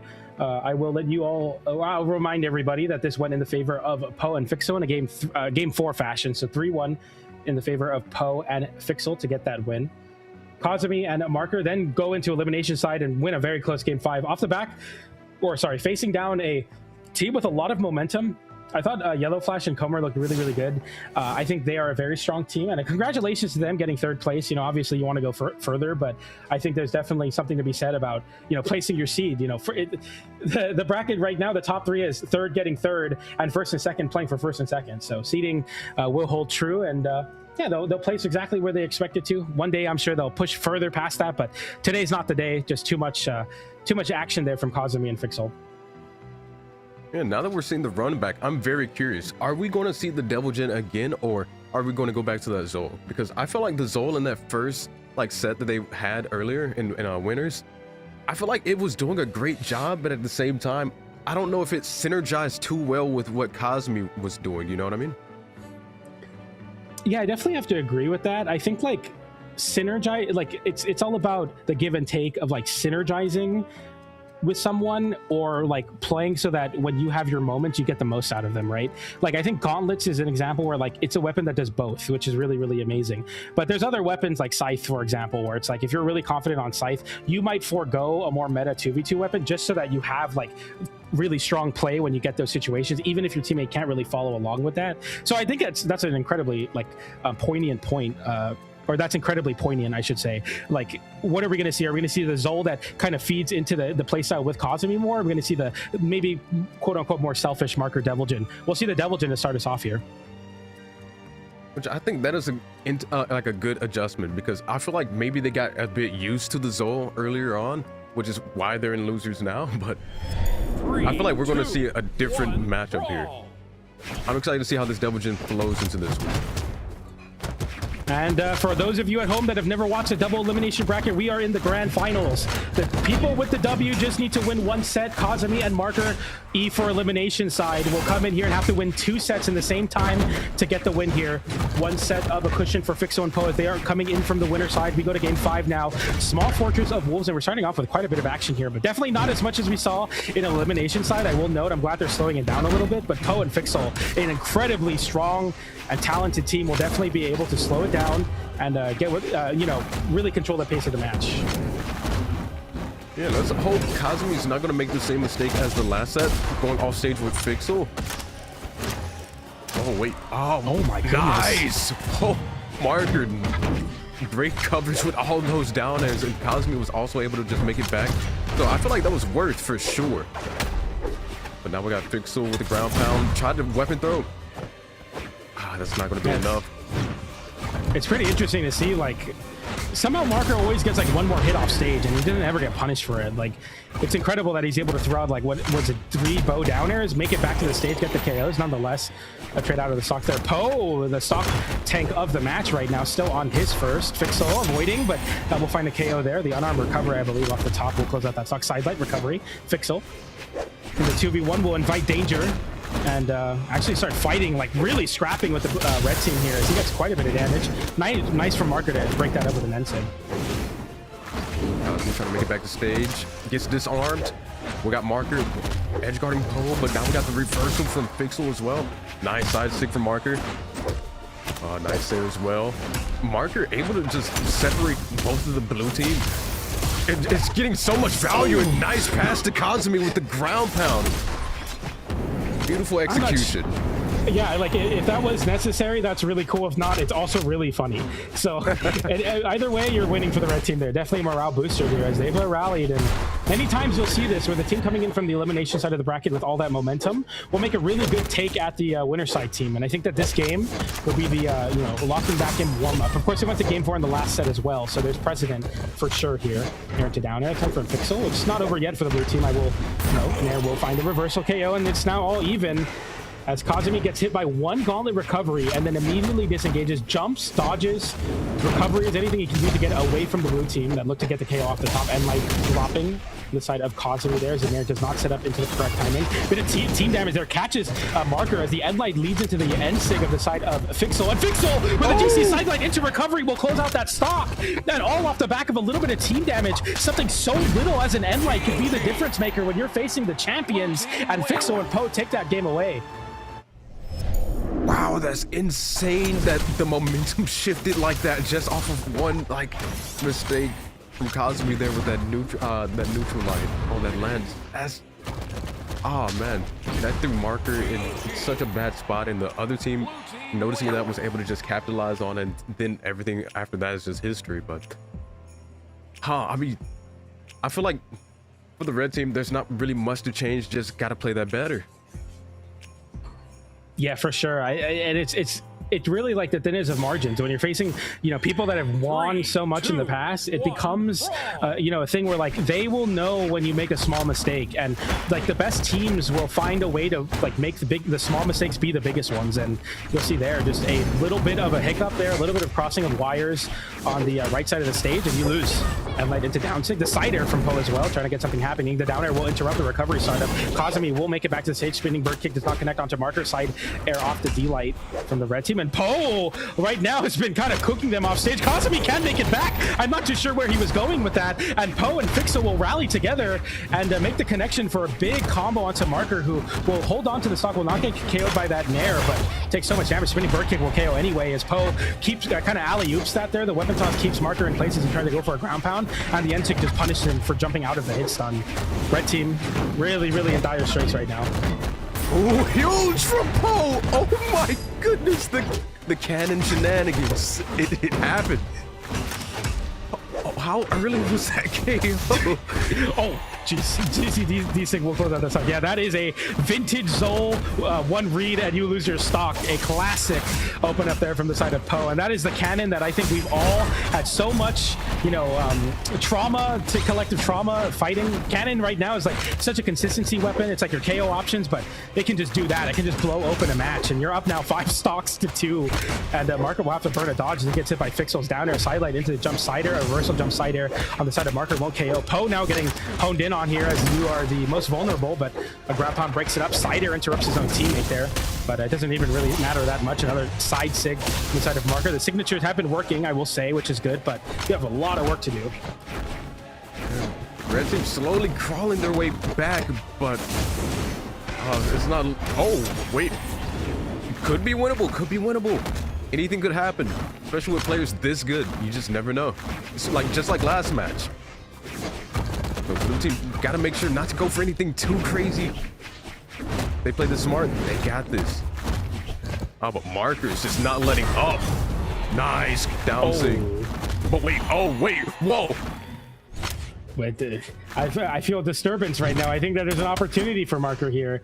I know it's crazy to say because you're still 2-1, but the fact that Fixel throws that stock away and you're really one guess away, the cider comes out. DC side stick. Marker makes it a 1v1. Poe avoids a cider to reversal. Poe one guess away. He goes for the slam dunk, doesn't get it there. Marker with the nair as well. Get a disarm with the cider. Poe in victory formation, truly with the cannon, and he stops what could have been a disaster class. Poe will win that game and clutch it out, but oh my goodness, for a moment, I think we all believed if the GC Ensig was a little bit lower, it was over, but it wasn't. It was just this close for missing. It missed, and there it was. Oh my goodness, that got crazy at the end, though. My heart sunk when I saw the GC side sig. I was like, oh, he's gone. He's gone. And that's why he's playing that instead of Zol, man. Like he's like, you know what? Maybe I'm gonna have to put the team on my back. Maybe I'm gonna have to put myself in spots like that, and that's just the way it is. 3, 2. Yeah, well played by Marker, but was not able to win that one. But we got Fixel and Poe up 2-0. So I mean, red team has to figure it out now, or it's just over. For all of the fighting you do and all of like the passion you might put into a play like that, and you're still down, but Kazumi wakes up there. He's back in the game. He hears the critiques. He says, you know what, I'm going to step up now. Jump Cider to find a very early KO onto Poe, and the red team slowly building momentum. But man, is it tough. Not only do you have to reverse 3-0, but you need to win one more set here. Kazumi with another side air. He's definitely kind of tapped back in, down tick, punishing the downlight on the side of Fixel. Side that gets interrupted with a side light from Kazumi. The slam dunk comes in as well, and it is chaos so far, but Kazumi has been the highlight of this game so far for the red team. Whoa. The Sair was the one that hit there? Oh, nice. Was able to hold him in place with that neutral light. Mark was able to get that side stick, good damage. I mean, so far, I mean, like you said, Kazumi definitely being the standout for this match so far. Oh, wait, is Mark going to be able to get the... was not able to go for more.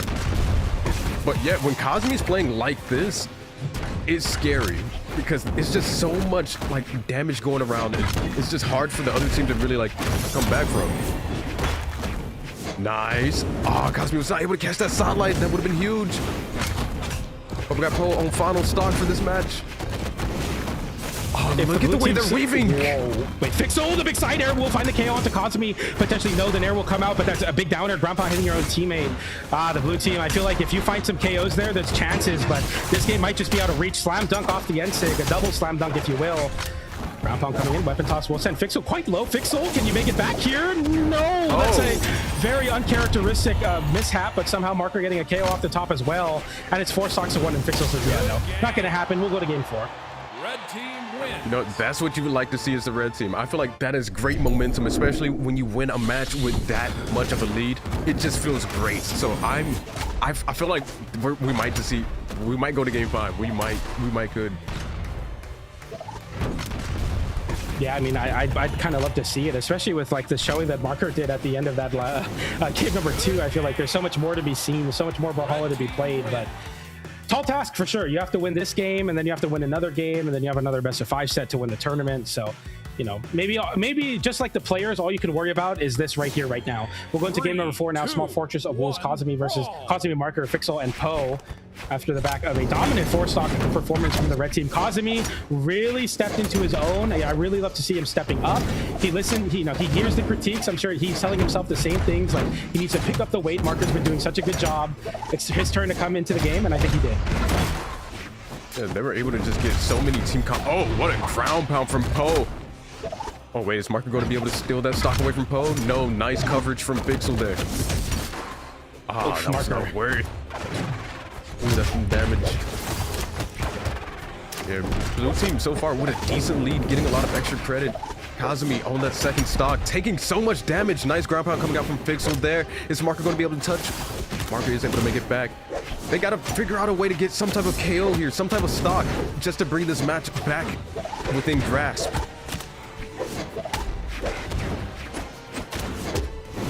D-light into side air for Marker. I mean, this is nice. Definitely chances there. I love that. I love when a good weapon toss gets the job done. Like it's so important that you're finding like those little moments, especially when you're down so much, to still be like really on top of it. And you know, dot your I's, cross your T's, as they say. Side air coming out as well. Weapon toss up to give a little bit of space. Fixel gets reversal though. Kazumi doesn't get the unarmed down air. An opportunity, maybe GCD like ground pound. Maybe you don't have enough time as both blue team members are alive and can kind of make that a little bit trickier. Nair will drop there, but it will bring Fixel off stage onto the wall. So makes it tricky to really follow up and get something going.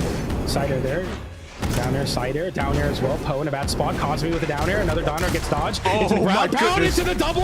Doesn't find it though. Kazumi with another ground pound. And maybe we got to stop going for ground pounds there and just kind of play back on stage. And Kazumi gets the memo. Side air there sends Poe into a bad spot. Fixel and Poe really struggling to get their footing right now because the red team are throwing out their KO options quite a bit right now. Them getting a lot closer, but oh man, nah, Marker was able to just capitalize on both of those with signatures and is able to take them in the lead. I mean, blue team, they're not too far behind. They can still bring this back, but they got to play it a lot smarter. Nice side air from Fixel. Is that going to be enough to take out Kazumi? It is. Kazumi on the final stock for this match.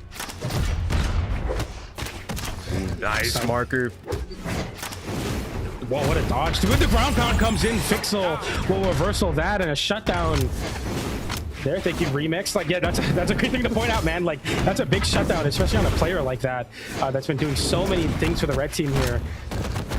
Down air, waiting, side light as well, side air. Marker trying to go for a reversal on that side air, avoids the ground pound, goes for a ground pound of his own. Fixel now with an opportunity will instead go over to the side of Kazumi and try to find a KO off the top one. Fight it, Endlight will send Poe off stage. Fixel immediately goes from right stage to left stage to try to interrupt the assault on Poe. Downer comes out as well. Endlight, D-Light into Ensig, does not connect. D-Light into Downer for Marker, does not get the slam dunk. Endlight to swat away, side light into recovery, avoids the GC down sig with a down air to beat up the startup. Down air into side air. Marker in a bad spot, one hit away. Fixel now looking at hone in. The ground pound is grounded though, so it's not going to send off stage and KO. That ground pound gets dodged. Poe getting set high in the air. Kazumi without a weapon. The down air does punish the down sig, and it is a scramble for a first KO. The first team to get a KO can really mean so much, and it's going to be the side of Kazumi, but it doesn't matter because FXL will close it out, and Fixel and Poe are your Brawlhalla Summer Championship doubles winner in Middle East. Congratulations to them. Fixel with a down sig, the 2-for-1 signature, locks in and gets the job done. 684 damage, 5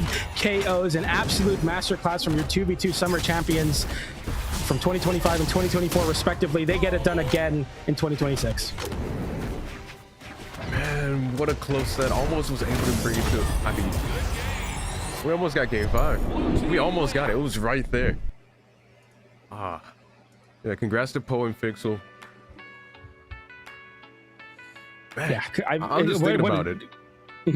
There was that one moment near the end of that match where I believe that Marker could have like taken that match, because he went for that down air when Kazumi was getting ready to do a side heavy. I think that side heavy would have KO'd, but Marker went for the down air and then it bounced him back to stage.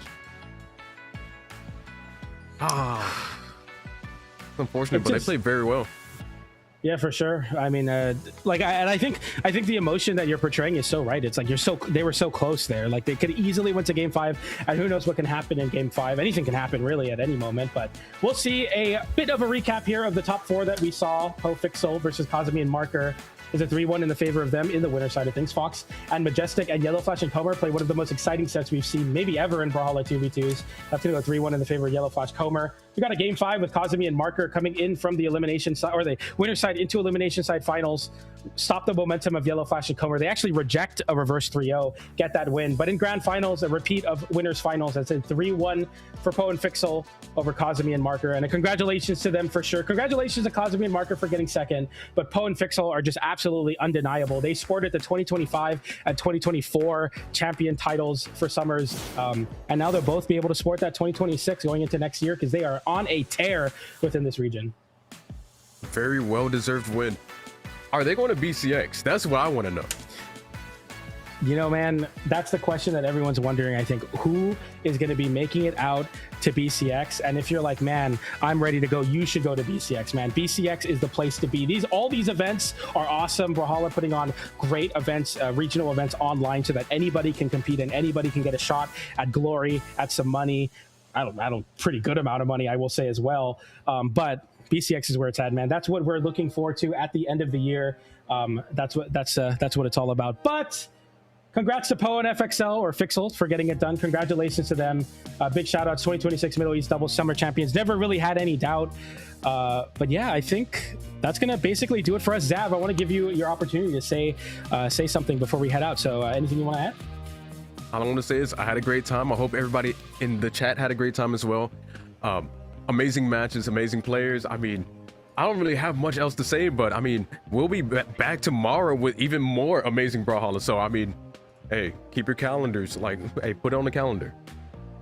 Yeah, put it on your calendar. We ended this broadcast at about 3 hours and 45 minutes. To get the last Twitch drop, we need about 15 more minutes. If you stayed in from beginning to end, that's going to be the Thor color, as well as a really cool orb skin. So for all of the Thor and orb enjoyers out there, please tune in tomorrow. We're going to be getting Saturday and Sunday coverage of EU, South America, and Sunday coverage of North America. We'll also be getting interviews throughout the weekend as well. So if you're a player that's in the top 16, get ready. Start getting that brain turning, you know, like get the rage bait answer answers ready. Let's get some interactions. You know what I mean? Let's get the content train kick started. Let's get, you know, me and Zav will treat you right, ask you the questions you want, and we'll get some great entertaining Brawlhalla, because that's what it's all about here at the Summer Doubles Championship. Thank you all so much for tuning in, and we'll see you all next time. See you tomorrow for EU pre-show.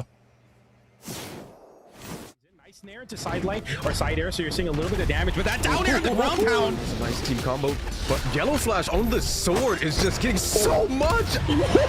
He lives though. Is that Side air well connected to. How is Yellow Flash getting away with murder? What are we doing there? Elimination side finals. Oh, that's a huge start. Already putting Yellow Flash. Oh my goodness! Headlight leads into the end sig of the side of Fixel, and Fixel with a GC side, but the fact that Fixel throws that stock away and you're really one guess away, the Cider comes out, GC side sig! Scramble for a first KO, the first team to get a KO can really mean so much, and it's going to be the Cider Cosme, but it doesn't matter because FXL will close it out, and Fixel and Poe are your Brawlhalla Summer Championship doubles winner.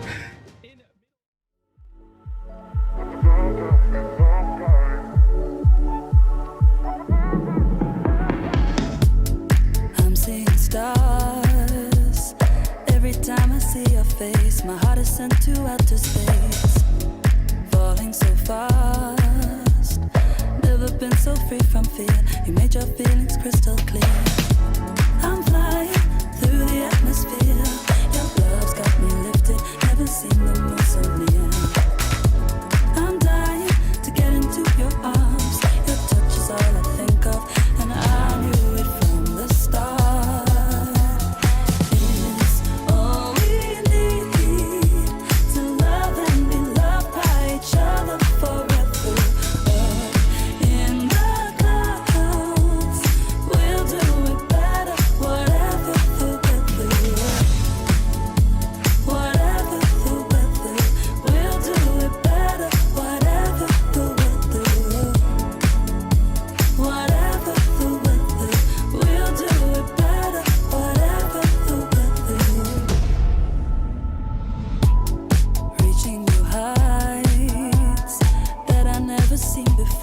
It's what I